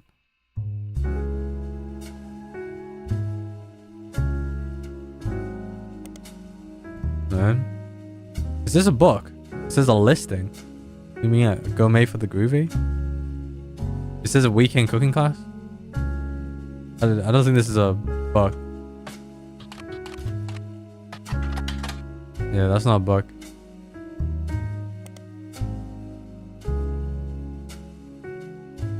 Promoting his book Kitchen Tales on television. Alright, here we go. Kitchen Tales was a story-based recipe book credited to Mark Zimmer. It had some success after it was featured on a morning talk show. The book released before the internet was widespread, so mentions are rare. One book collector states that the publisher was unprepared for the demand and that there was no second printing, so it was unusual to find a copy in the wild. We find an alternative medicine website which focused on cooking with natural ingredients. It mentioned that one of the Kitchen Tales recipes used salt water. The owner of the site has included a scan of the recipe, which was added to your evidence. He says, if you switch out salt water in the recipe for a mix of 2/3 spring water and 1/3 filtered seawater, it tastes great. As I'm trying to burp. Is this plated loaf? Okay. For years, two bakers, Flora and Yates, flirted. They grew their friendship, compared recipes, and combined knowledge. She loved his salt and peppered beard. He adored her rosemary cheeks. They thought sweetly about one another, but he was one day whisked away and scripted to bake the army's bread by the oil of the lamp. Flora's tears began to salt her bread. The recipe asked the reader to combine flour, yeast, sugar, olive oil, and rosemary, bind the salt and water together, and add them to the mixture and whisk them in the dough. It was 10 to 12 years later that they met again. Seemingly by fate, Flora's unique dough had earned her a position as the king's personal baker. Yates had found success as well. He baked for the kingdom's 54 diplomats. One day, they returned from the Duchess Isles with a gift, 450 unbaked loaves, and were sent to the palace bakery to teach the method that required no kneading. Allowed the dough to proof for 10 to 12 hours, and spread it out. Let it sit over 45 minutes on a floured baking sheet with no kneading. Next, prepare Dutch oven preheat 450. Upon seeing Yates, Flora was both delighted and distraught. She felt as if she was torn in two. She had not been made aware of the gift, and had already prepared buns for the palace ovens. She wished to greet Yates warmly, but was stuck. I was unable to bathe her, that I faced retribution. This is a lot of things. What the fuck, dude? You stuck, then unmarried break. Right, I'm just gonna read to myself because this is not getting into my head. Cut the dough equally. Yates Easter expression. Or Easter pain.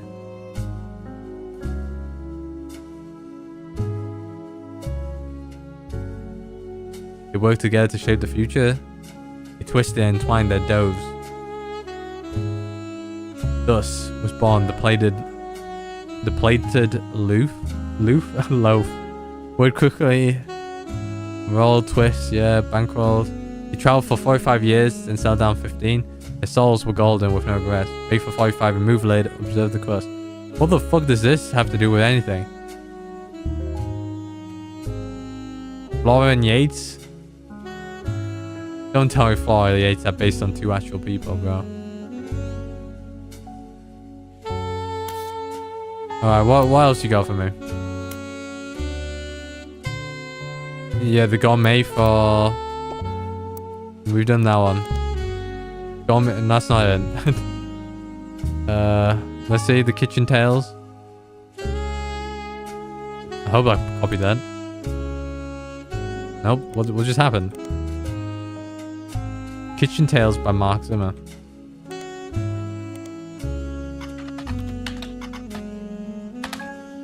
Yeah, Garnishing for the Truth. What, should I search that? It's a cookbook credited to Garland and Zimmer. It was released in 1994. It was actually quite successful. After the duo appeared to promote it on a daytime talk show, there have been multiple printing since. According to the book review, the recipes are accompanied by stories that help the user for Garnishing the Truth. Okay, well, what more do we need?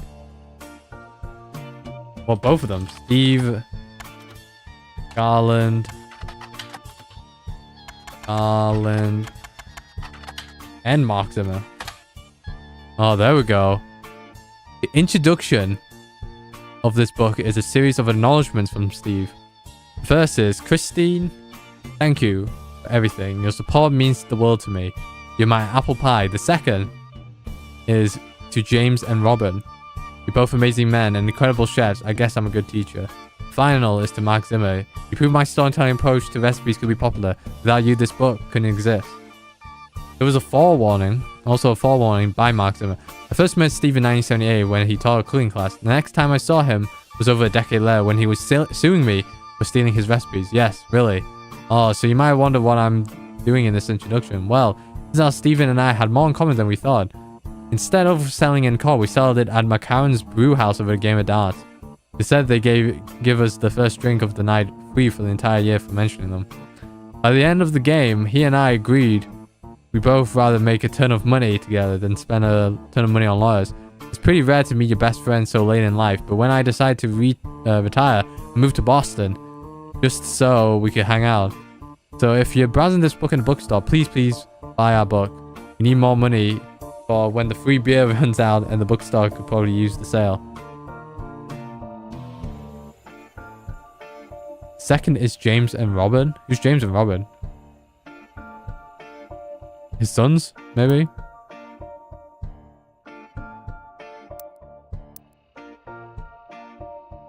Could be. This isn't... Where we're going? McCarran's brew house next? It's a pub. They have a website. Apparently the bar has been around a long time. On the side, there's a list of famous people who had a drink there, including the former president of the United States, not the Roottrees company, Kennedy. There's also a few listings of TV shows and books that mention McCarran's as well as they came up. One of them is The Garnishing. Local and regular Stevie G wrote a book about food. We prefer cocktails, so he gave us a shout out, and we ain't gonna say no to free press. We go grab a bite at his kid's joint, Friday, and then swing by to meet him for a drink. Friday. In Boston. They have websites, but many locals seem to mention them in various places. Is it James? No. One in-depth review explains that it's all full restaurant. Just a front door and a very small interior with a window. And usually, the restaurant only serves vegetables. But a lot of reviews say, in spite of that, it's delicious. You also find a short story about it listed on a website called My Boston Homepage. Whoever runs the page seems to just link to random sites related to Boston. Tells personal anecdotes. Why am I saying anecdotes? Anecdotes. I'm just like completely hitting a word there. Related to Boston. And give their relatively short opinions on things in Boston. It has something to say with Friday. Wicked overrated. I saw it in Chef's Signature. So I went there and there was a huge line. Okay, it's a restaurant. Alright, and then I go back to Friday. Okay, we're getting something now.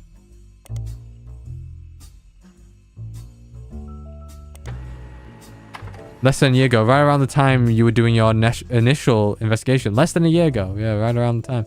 Each article in the Chef's Signature tends to focus on a restaurant. And like the magazine name implies, each restaurant lists one of the main dish. And the head chef is known for Friday signature is the samosa cone. Samosas are pretty nice. Hold on.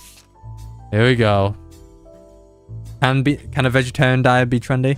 Seen down with the Garlands, the new boys in Boston. Alright, here we go. Well, should we take a picture? Yeah, might as well.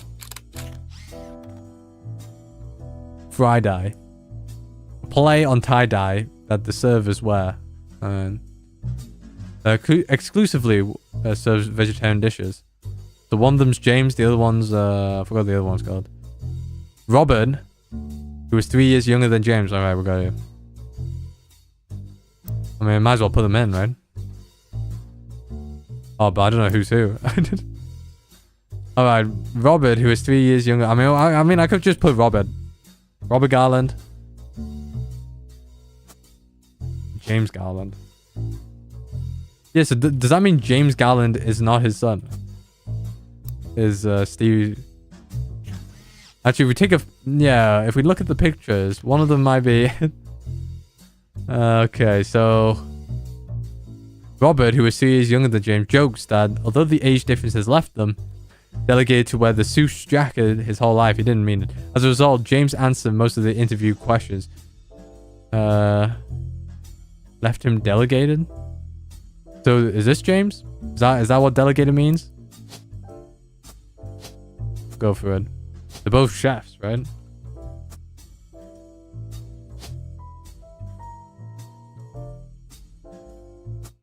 Alright, there we go. We got +4. What entries have been unlocked? Still in? Yeah, there he is. Okay. We'll be back. We'll come back to it after this. Sam reached out to me finally. I think I have you to thank for that one. My family's in a bit of a rough patch. Even though the candy is selling better than ever, everyone is fighting over the trust. The majority of us want to dissolve it. On paper, it seems like the right decision.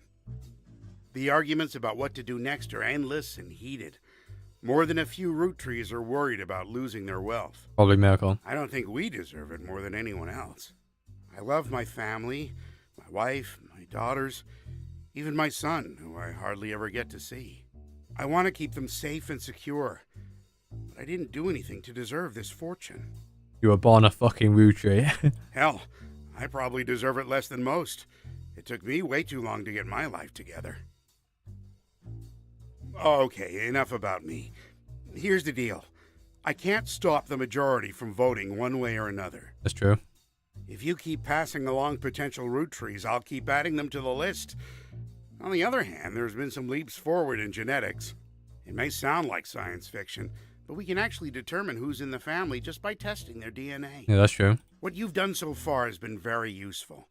Just keep filling out the tree and we'll prepare for the tests. I think it's a smart decision to get the DNA test going. Even put some funding on that. Alright, so nothing has really happened. We still gotta look into this. Most kids hate vegetables growing up, but they didn't have parents, don't have parents like we did. My father was a chef, and my mother grew up on a farm that supplied his restaurant. That's how they met. I don't have any memories from the farm or anything like that, since we moved here before I could even talk. But they told me stories. My dad, a great storyteller, he even wrote a book that partially helped fund Friday.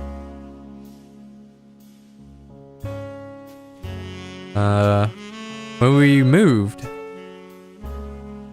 they were looking to open... I'm just like looking at other stuff. Yo, I heard a knock, but I think that... There was something else. That scared the shit out of me. That was like an insane, like, double knock. When we moved, they were looking to open their own restaurant together. Unfortunately, they never got it off the ground. His line cook gig ended up being less temporary than he hoped, and she had to go work as a secretary even after Robert was born. Before we were old enough to go to school, we spent our days with our aunt. In the diner where he worked, my dad had no room for experimenting, so we exercised his skills at home on his days off. We always go shopping and cook as a family on the days, and even though we were hyper kids running around and causing a ruckus, those were some of our family's favorite memories since we were all together. Mum always had an eye for the best vegetable for him to work with, and she did her best to pass that on to us. According to the article, their parents, who are now retired, visit Friday often. They even have a signature dish, a dessert, the Sistine apple. Or Sistine apple. Apple pie has always been my mom's favorite, and my dad always had this stupid line he used to make her laugh involving apple pie. Most people realize it's a Sistine Chapel pun and assume that's all there is to it. But actually, it's secretly named after them, sort of.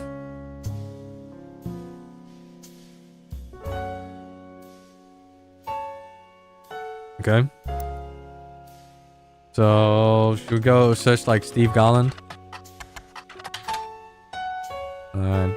Is it just a search for like restaurants specifically? Yeah, about restaurants. So, I need to find restaurants. Is the brew house part of it? We'll see. No.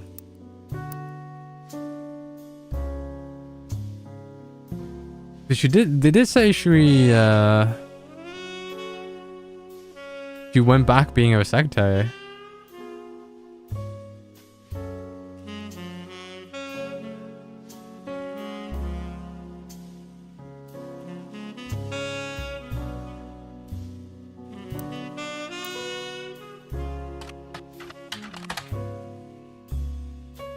Samosa cone. Oh yeah, Anton. What was the word? Did I search that? Antonellis. Alright, here we go. Only one Antonellis has been ever featured. It's called the Antonelli's Attic. And they're a dessert restaurant that serves a variety of dishes meant to evoke a neglect part of the house. This includes their signature dish, Cobweb Cobbler, which uses candy floss on top of a blackberry pie. They also have a cheesecake they call the Dust Ball, which serves in a mason jar and has a very finely crushed cookie on top of it. Alright, it's not worth the search. Is that in? Should I look at the duck? Oh god.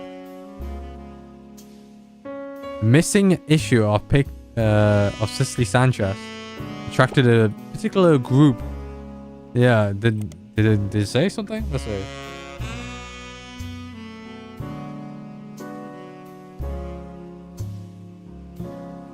Of some conspiracies. What, a conspiracy theorist?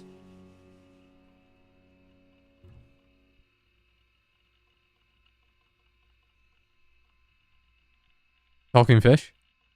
Conspiracy? I don't think we have a conspiracy. Issue was pulled from stores.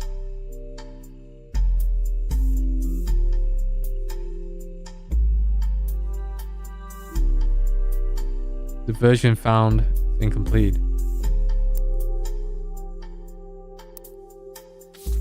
Is it going to be the conspiracy theory? Let's see. You track conspiracy theorists. Then you encountered a Roottrees related conspiracy theory. Well, the Roottrees curse, right? Okay. Jogging my memory.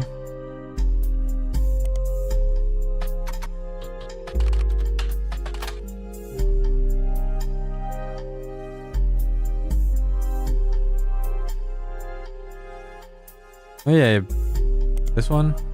Okay, is irrelevant. All right. Okay. Doing your initial search, you came across Thomas Overwood conspiracy page about the Roottrees. 8 months later, the page still exists and it is thriving. The character has reached 7 digits. Many older articles have been replaced. It seems that the recent uprising in the Roottree news has left Thomas Overwood with a constant stream of events to base new theories on. More than one of his theories involve Rootree deaths being faked, according to Overwood. Statistically, when you have this many high-profile people who have just died in the family, the odds are that one of them faked their death. It's just maths. This newfound focus on death faking seems to coincide with a post mentioning that he's begun believing that Guy's not dead theory. In his own words, my eyes have been opened and all this is beginning to make much more sense. One of the posts details the belief that Ron Roottree is still in charge. Gwen's Roottree's death was fake and that Clark is only there to throw people off. Apparently this allowed Ron to travel to France to develop their new candy recipe in secret. Another is about the rapper 5Ps. He couldn't possibly be a Roottree. On one of his first album songs, when he performed under the Devil's Name, actually mentioned that he wanted to have sex with Raina. Not even Sam Madsen is spared. According to Overwood, the author of the 6 pieces isn't real. Sam Madsen is an anagram of Am Madness. They're purposely leaving hints for us. He claims that by using 6 pieces of Lauren Rootree's book as a one-time pad, he's begun to decrypt a cipher. Most of the cipher seems meaningless, but he managed to pick out the words people and vastness and is working on figuring out what it means. How about research? Okay. What's his website? Should we search Guy's Not Dead? Oh, here we go. Guy's Not Dead conspiracy stems from a website. We got a bunch of stuff that focuses on the clues that the Roottrees have supposedly hid all over the place. This includes on candy wrappers, print advertisements, and television commercials and jingles. The story according to the website is that Guy Hudson was a terrible president of the Rootree company and has introduced multiple failed products. Something needed to be done that would put the company immediately and instantly back in the favor of consumers, so they killed off Guy Hudson and replaced him with a new president. This move immediately garnered sympathy. And the company recovered the next year, more popular than ever. The next president stayed much further out of the limelight, and some people even theorized that he was simply Guy Hudson in elaborate disguise, which is why he stopped appearing in public. People who run the site are asking for help. They're certain that there's a clue in all this, and that accidentally... Wait, hold on. Am I about to burp? They suddenly have... There's a clue in all of this. That accidentally lead in a banned article from the magazine Picoty. On their page is a scan of the magazine's cover, the interview with Cicely Sanchez and about Guy Hudson, and some photos. Okay, we hit the mother load. Is this more? Okay, yeah, we've hit the mother load. We hit the mother load. What is this? The photo? Okay. Let's see the photo here. Oh, what's this? Part 2, part 1. This is an interview with Cicely Sanchez, an author. She was hired to write a book. Who claimed to have paid a significant amount to write about the Rootrees. Guy Hudson. He was president for a short period at the end of 1970s, right? Yeah, I met him on New Year's Eve, actually. The last night of 1978. Guy liked to throw big parties. And I was just coming off of Change Man. Alright, highlight that. That's probably a miracle, maybe. And look for my next... Oh, wait, no. Change Man was her book, actually. Pull that back. pull it back. I was looking for my next project. When his wife learned who I was, she invited me to the party and they called on me to talk about the book. That was the first time anyone recognized me from my work. I had finally made it. The book they asked me to write sounded great, but then none of the stuff that made him interesting was allowed to say. Chop, chop, snip, snip. Anything with even the slightest threat to Guy's image ended up gunzo. It was stuff that made him interesting. At the core, Guy was not complicated. In fact, I think I could boil him down to 2 traits. First, he wanted to be seen as the second coming of the great Elias Roottrie. And second, he never be satisfied living the life needed to be seen that way. He had his fortune and good looks, and he really liked to exploit that to pick up women, but he couldn't let anyone else know, so it cost him a lot to cover up. That was the only interesting aspect of Guy. He was the James Bond trying to convince people he was Mr. Rogers, I guess? Mr. Rogers, really? Man, I missed when Twitch did the Mr. Rogers marathon. That was the first. I got a lot of people watching it as well. Maybe that was that's not the best metaphor, but Elias Roottrees was boring as hell and all about family. Yeah, I think somebody probably has made like a Mr. Rogers library. Like I think it was, you know, all his episodes was kind of like here and there. It probably was more popular in America, of course. But Mr. Rogers wasn't a thing in England. After I submitted my first drawing, he sent me this guy's book, The Roottrees Legacy. Have we seen this one? I'll highlight that. Maybe that's not the best metaphor, but Elias Roottrees was boring as hell and all about the family. Guy did everything he could to be seen that way. After I submitted my first draft, he sent me this garbage book, The Roottrees Legacy, with Elias on the cover. Maybe we have seen it. The last time he and I met, he even switched out his orange suits for some green ones Elias wore. Do you want to be Elias, like? Bess Williams again? Oh, right, okay. It was the family man. Yeah, that's like some capitalist stuff. Propaganda. I remember fancy flavors. Guy knew the part of Elias' legacy was the 5-piece flavors, so that's what Guy tried to do, too. Caviar was a disaster here. But it was actually somewhat popular in Brazil for whatever reason. In Christmas 1979, he went to Brazil to open the Roottrees Brazil factory, but it didn't go through, right? The guy was hoping around the world, trying to recreate the success. So, how come the book never came out? It's complicated. I had an out in my contract. Surprisingly, Guy signed the contract. My lawyers wrote without running it by anyone in his legal department. I couldn't pull my name off the book at the time. Guy still got the content. After I left, it probably got a lot harder to convince any real publisher to give it time. He was president, right? Do you know why he never released it himself? If I had to guess, my family very wisely put a stop to it.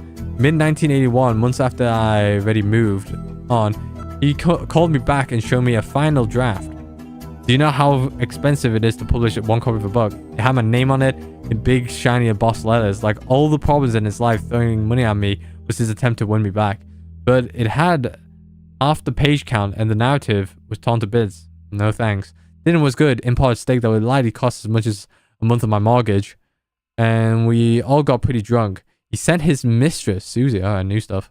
Got Mistress Susie into the bathroom to proposition me. Poor girl. I remember her from our trip overseas. She was too good for him. So when was this? Mid-81? Alright, let's record that. So mid-1981. We have a mistress. Susie. Susie blank. Susie question mark. Alright. She was too good for him. Anyways, he died soon after, and that was the last that ever came up. What can you tell about the family? Any insight into the scandals? The more from the recent book by Sam Manson?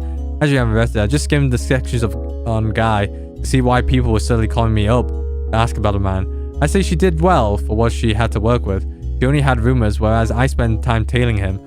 Sometimes he knew, sometimes he didn't. He invited me to join them when dealing with Roottrees Brazil. I actually had people on him when he went to Australia, France, and China too. When he met someone, I figured out who they were and how they were involved. Doubly so if the meeting happened when he didn't want me to be around. Despite his best efforts, I got the whole truth, including things even his family never knew. For example, the daughter of his business partner in Australia, I think her name was Robin. The daughter of his business partner was named Robin? Okay, we got a new person, I think. The daughter of his business partner. Yeah, so another person who was with Robin. Daughter of Hudson's business partner.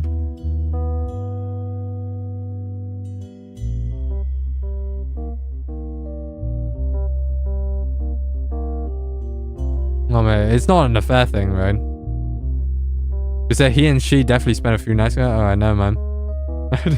We'll put it on there. Spent a few nights that he didn't want his family to know, but I did. Madsen got things wrong. Sam mentions Guy's affairs and treats them like most people would logically think to treat them. Like the infidelity was a problem for Patricia. When his wife first approached me, though, it wasn't to talk, if you get my meaning. On paper and in public, it was a marriage like any other, but in reality, it was more of a mutually beneficial agreement. They both got what they wanted out of it. The same thing. Wait, so the both were... I'm assuming I only have to spell it out so you can get it right for your ears. Women. Patricia enjoyed the company of women, and the swinger scene made that more accessible. I told her I wasn't interested in her or Guy, but they were both freaky, huh? I found out later that if I had said yes, the next question would be whether or not her husband actually had to be there too. Guy, on the other hand, was seen in a traditional marriage, and at the same time could bed any woman that he found charming. I found him charming. I can assure you that was exactly the type of marriage he was interested in. Okay, that's fucking crazy, ain't it? Patricia Hudson? Have they both died in a car accident? Correct me if I'm wrong? Okay, so who's this? Is this the Australian? Christmas tree. Something here as well. Whoa, that's that person's hand.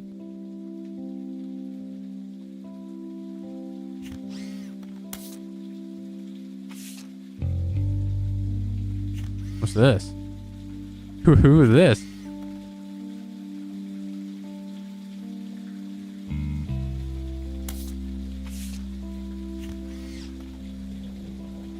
That's Sicily, right? We take a photo? Yeah.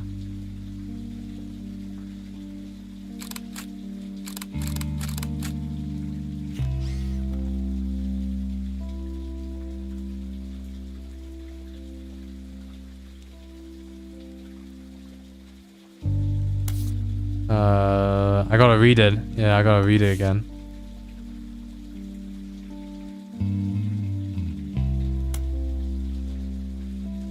New Year's Eve, they met. When his wife learned who I was, she invited me to the party. Yeah, is that his wife?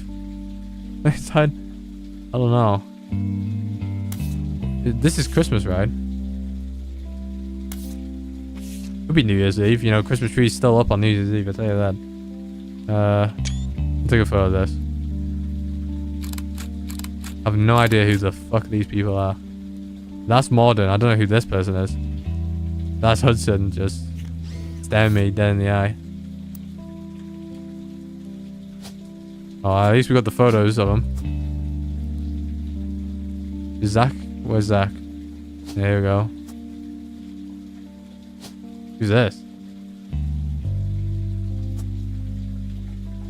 Alright. There we go.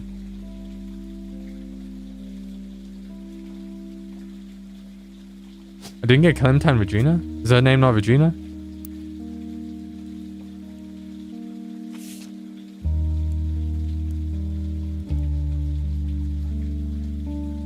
Alright, her name's not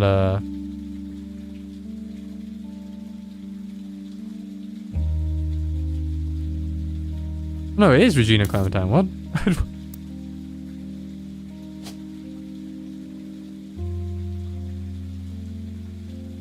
Is it not? I'm confused. Alright, I got pictures. I don't know. We got this person though. This person is the same one who had this. Where is she?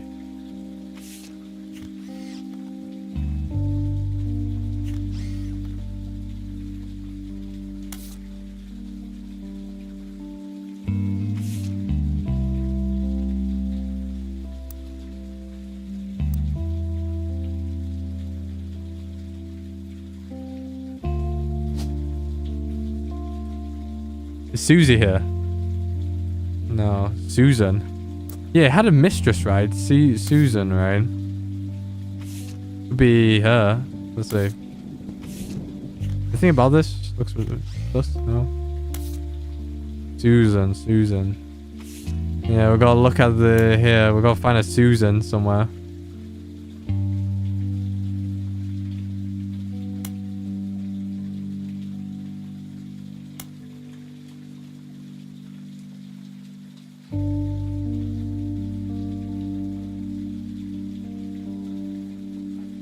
Oh, is this Susan Ford? Is that her mistress? Susan Ford?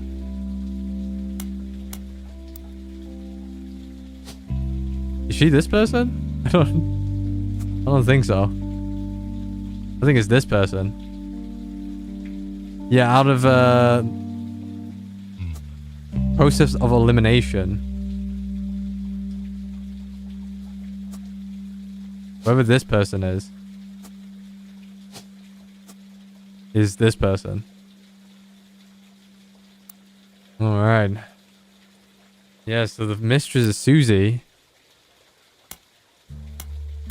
I think it might be Susan Ford.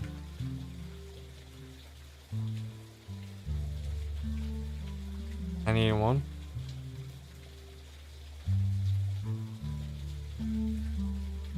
Apparently the wife was a bit freaky as well. Like, I don't...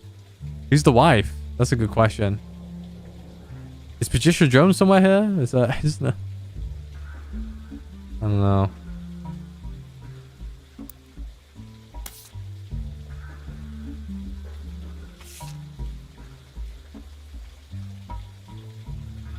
The ones who become Elias Roottrees, yeah. A garbage book, yeah. Roottrees Brazil, yeah. Should we get into Roottrees Brazil, maybe? Roottrees Brazil sometimes... Whoa. I wasn't expecting this. Roottrees Brazil, sometimes erroneously referred to as Roottrees Brazil, is one of the company's creative manufacturers. Unlike some of the other Roottrees everywhere results, Roottrees Brazil seem to be a success. Oh, it seemed to be so. You do some rough translating and find a significant amount of information. It was the only region in which caviar flavored 5 pieces were hid. The primary reason that the factory still existed today is solely to create that flavor, which comes in its own standalone 5-piece bag with Portuguese writing. A small town named Alvalgos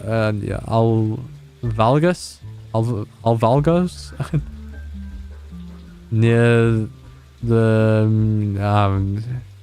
it's over for me. Municipality? I don't think. Municipality? I don't know. Became the location chosen by the Roottrees Company. Well, it was in São Bernardo do Campo. After a newly elected local politician named... Whoa, okay, here we go. Was chosen by the Roottrees Company after a newly elected... Heard they were planning to make a new franchise. The factory was controversial as locals did not want it there. The Roottrees visited Brazil around Christmas and managed to break ground on the project. Since then, however, it has been operating relatively smoothly, except for 2 incidents. The first was Incendio de Bordeaux. Alright, I'll just... I like that shit. I mean, I wish I could move this to the other one, but I'll delete it after. In 1992, and the second was an unsuccessful strike in 1995 that involved all the factory workers being replaced. The factory was originally built and run according to the paperwork at the time by a small company called Nova... Yeah, I'm not gonna do that. Which literally translates to the New Brazil Candy Company. This company no longer exists. Not much information has ever existed, and the Roottrees now run Roottrees Brazil entirely.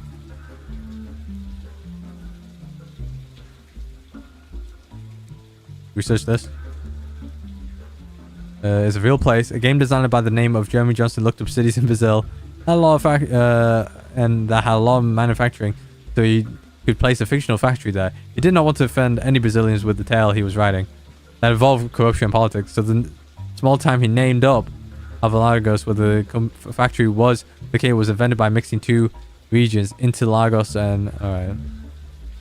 Interlagos. Oh, that's a cool fact. Alright, let's see this politician.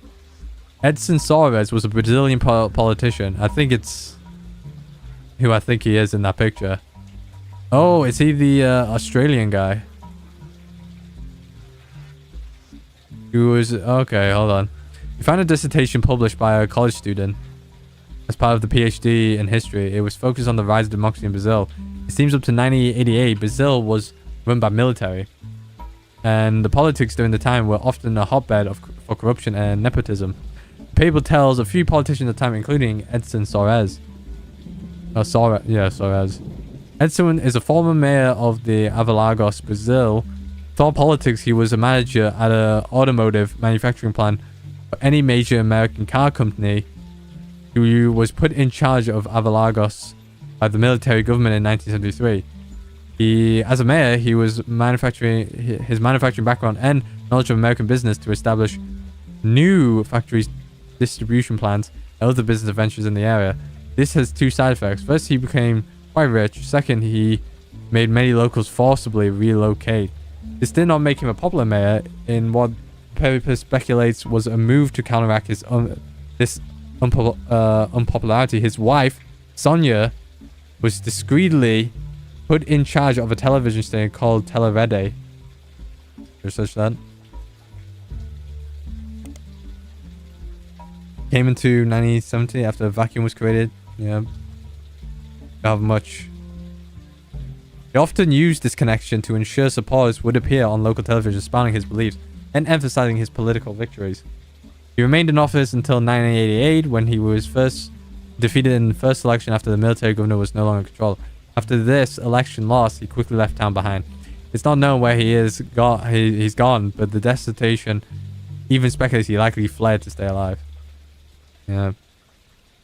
Dangerous out there. American car company.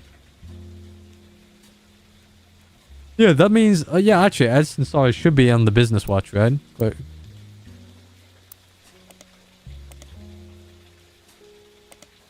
okay, never mind.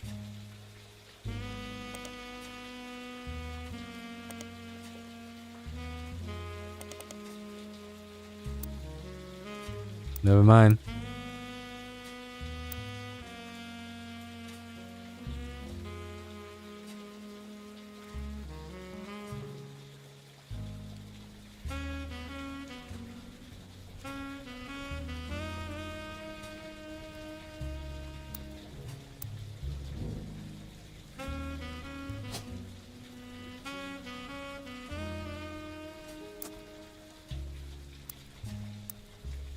I don't even know what to do next. Well, this guy took me somewhere and then... Elerade?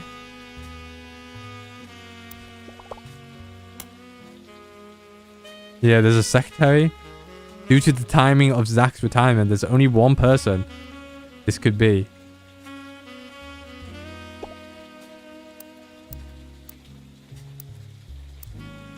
I think I need to look at Chris Rafferty again. Yeah, there we go. Guy was there. And some woman. Well, was she behind Guy and Zach? Maybe? Could be anyone. I don't think it's Sam. Oh wait, Doris May, Joanna, not Joanna, Doris May, Julia McCullen, or Beth Knox.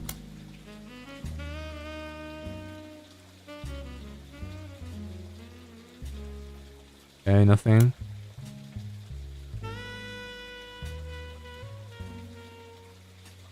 Is it Beth Knox?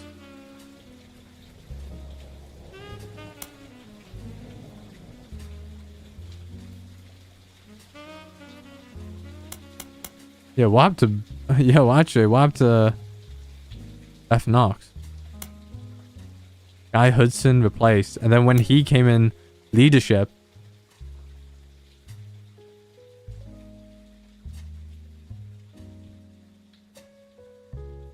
I don't know if it is Beth Knox, no? Why did it say Zach? Due to the timing of Zach's retirement, there could only be one person? Or is it Corrine Schwartz? Could also been Corrine Schwartz.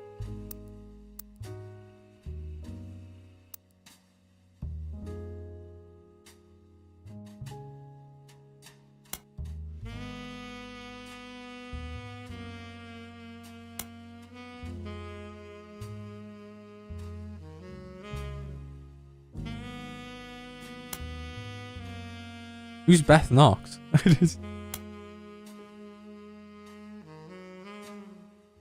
must have been Corrine Schwartz now.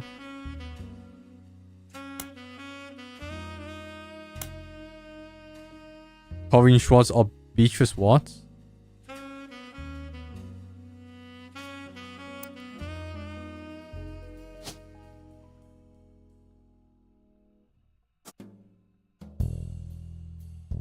I don't know who her father is. Is there anything more to this? Christine Garland is the only secretary relevant in your investigation who was at the company. Oh, right. This picture is Christine Garland? Is the only secretary relevant to our investigation who was at the company during Zach's retirement. Is that right? Before Zach's retirement. Oh, do you mean this picture? Oh, right. I was getting confused now. This picture right here. My bad, guys. My bad. Alright, there we go. I think that's done, right? Oh.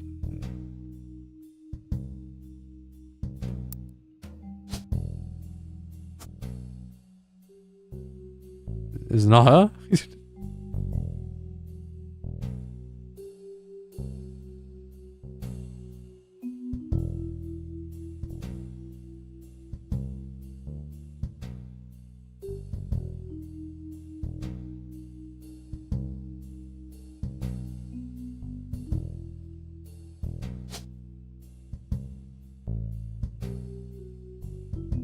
I have a feeling this is Susan Ward. Correct me if I'm wrong. Susan Ford, I mean. And who did she went with? Thomas Hughes? I don't think it's Thomas Hughes. It's was his name Thomas Hughes?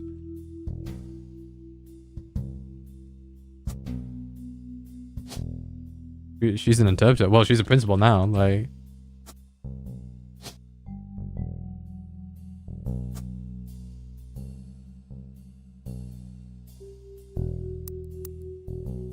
But does that mean this person is Sonia? It has to be. Sonia.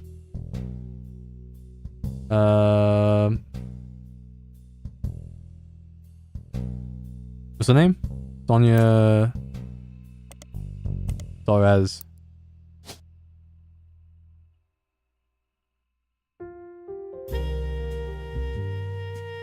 Oh, right. I don't know. I don't think we have a sort. Oh, no. What was this guy's name called? Edson. Must be that, right? What did she even do? I don't even know. She was a...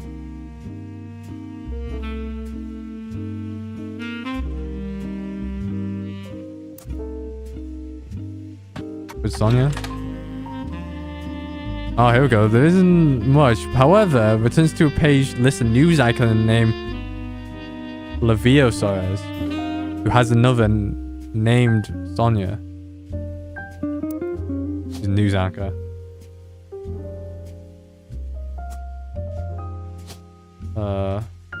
What the name is? Flavio Soares.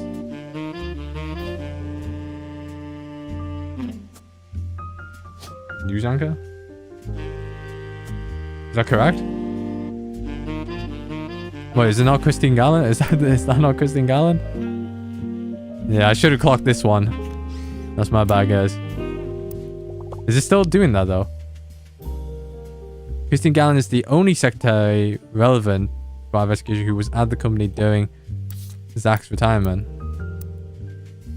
Alright, so why is it not... I'll go in? Why is it telling me that? Oh, we have to go with birth names. My bad, that's my bad, guys. Alright, that should be, Okay.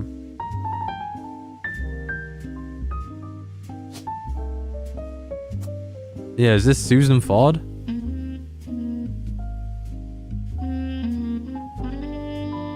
I feel like we just need one more person. And I'll just get a picture of Flavio Soares or something.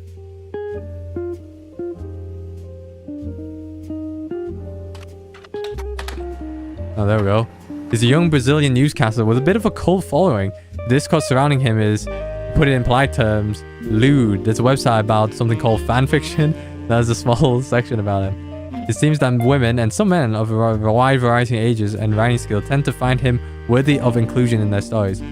He skimmed through some tales and learned that a common thread is that he's currently dating a supermodel named Ashley York. British supermodel who does ads for perfume, clothing, and jewelry. He's been the subject of some controversy in the past months, having been protested by PETA for wearing fur on cover of some magazines. She's dating... okay, yeah. Many stories either seem to ignore existence or get her out of the picture rather quickly. There is also more traditional fan sites that list things about him, including his age, 18, zodiac sign Libra, his favorite food, grilled steak, and his mother's name, Sonia. Also, it seems that Flavio translates golden haired.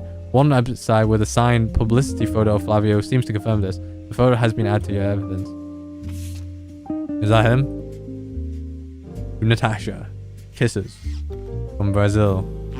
Flavio. Should I take this photo of him? Find that. Is this thumbnail worthy? I don't think so. I don't think so. I think this will fill up the thing now.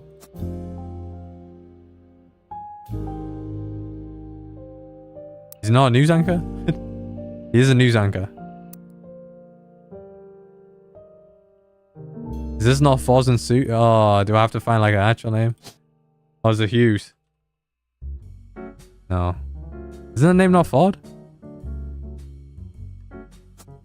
Has to be, no? I think I need another person in this. Yeah, I only have 1, 2, 3. No, I do have Ford. What the fuck? The name's not Susan Ford. Well, it is her picture. What else do you have?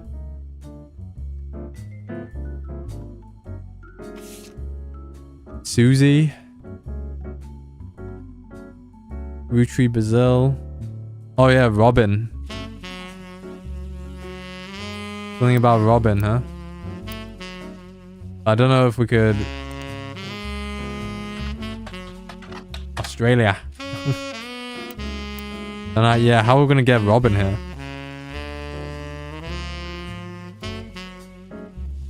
It's his business partner. Should I find Patricia Hudson? I don't think I spelled it right.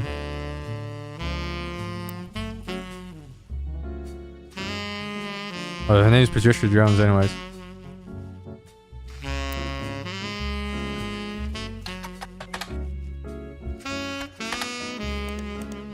Anything here? What do we have? Poland. What, did we get anything new?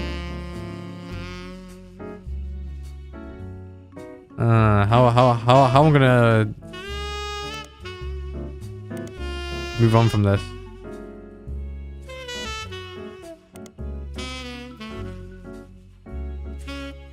Golden head.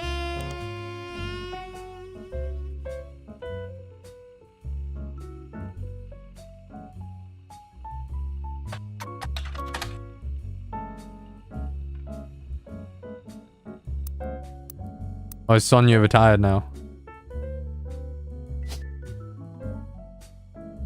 No.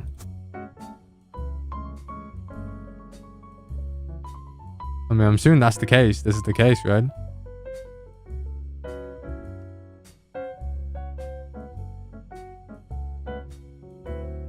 Huh.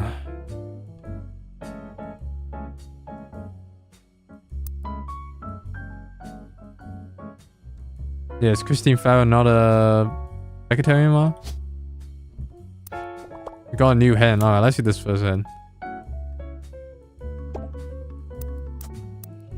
Alright, we're going back to Flavio. Ashley York. Fanfiction? His favorite food is grilled steak.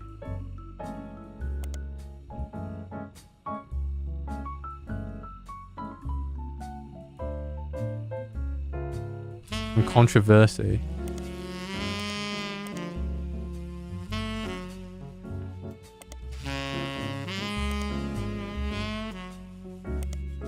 Oh. She runs a media empire there. Whoa, Ashley York, a British model. in Team Blast report, asked how they met. I was in Rio for Carnival, and he was on the parade floats. I had no idea who he was, but I liked what I saw. And told my people to invite him to a party I was going to. I felt pretty stupid once I realized they were going to this party. Well, his mother's party. He runs a media empire down there called the Transmissal Paulo. Sonia Alves. Alright, we're going for... Yeah. Sonia Alves. We're going for... Name, first name, last name basis. So she's showing her name to Nia. Gone to the history page that focused on her company and vague on social media. Nia received a significant inheritance in the 1980s and invested in many different manufacturing businesses in her hometown in Brazil. At the time, she had just begun to learn the ins and outs of the television network. She continued to work in television until 1998 and when Brazil began its period of reform, she felt like this was the opportunity to launch her own media company using her investments and connections. Now, her company owns television networks, magazines, newspaper, and advertising firms. After doing so much translating, the page about Nia lists her as unmarried. It doesn't go into a thing. She doesn't plead. Okay, so what's her title? CEO? Must be CEO, surely, no? Director, manufacturing, news anchor. I don't even know what you would even... She launched her own thing, bro. She's like a business person. I would say she's CEO. Media mogul? Doesn't... Oh no, it is media mogul. Alright, never mind, guys.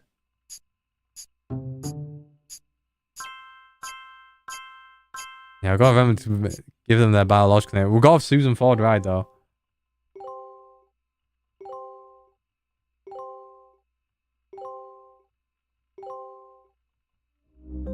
Booyah.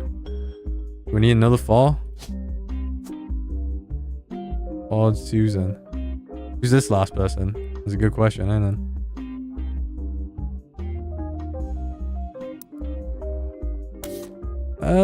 Where else can we start? What's this? Terry Connor, Susan Ford, Douglas Rosenberg.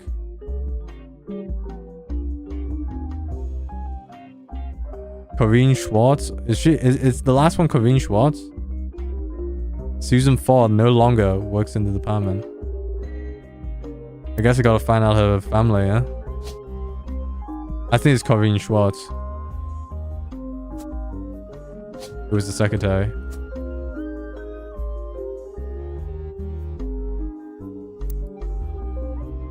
Yeah, the Grandov donation. Why do I have Catherine Garrett here? Just randomly. Okay, we got so much stuff. I mean, I think we'll call it a day here as well. But let's see if I could get something out of it. Susan Ford.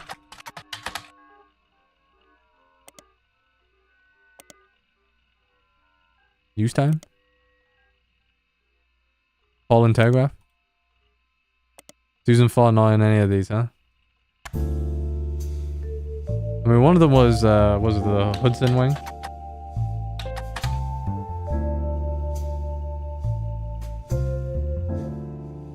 One arrest of Thomas Hughes, who's a former with Mrs. Hughes, according to.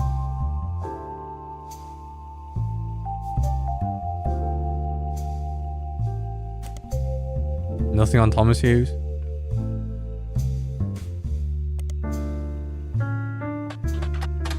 Nothing on Susan Hughes. There's like a dead end here, isn't it? Randolph Grove.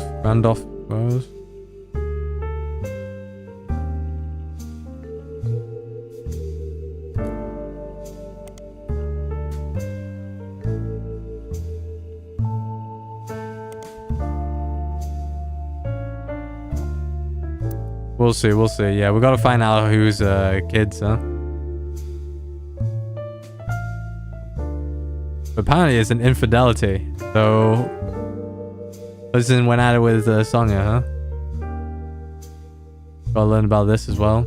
This is probably the last thing we do. Alright, we'll call it a day. Did alright. Done alright. Still a lot more things to go through. A lot more things to do. But yeah, we're still, you know, using the rubber ducky for a bit of help. We're not going through all the things, but yeah.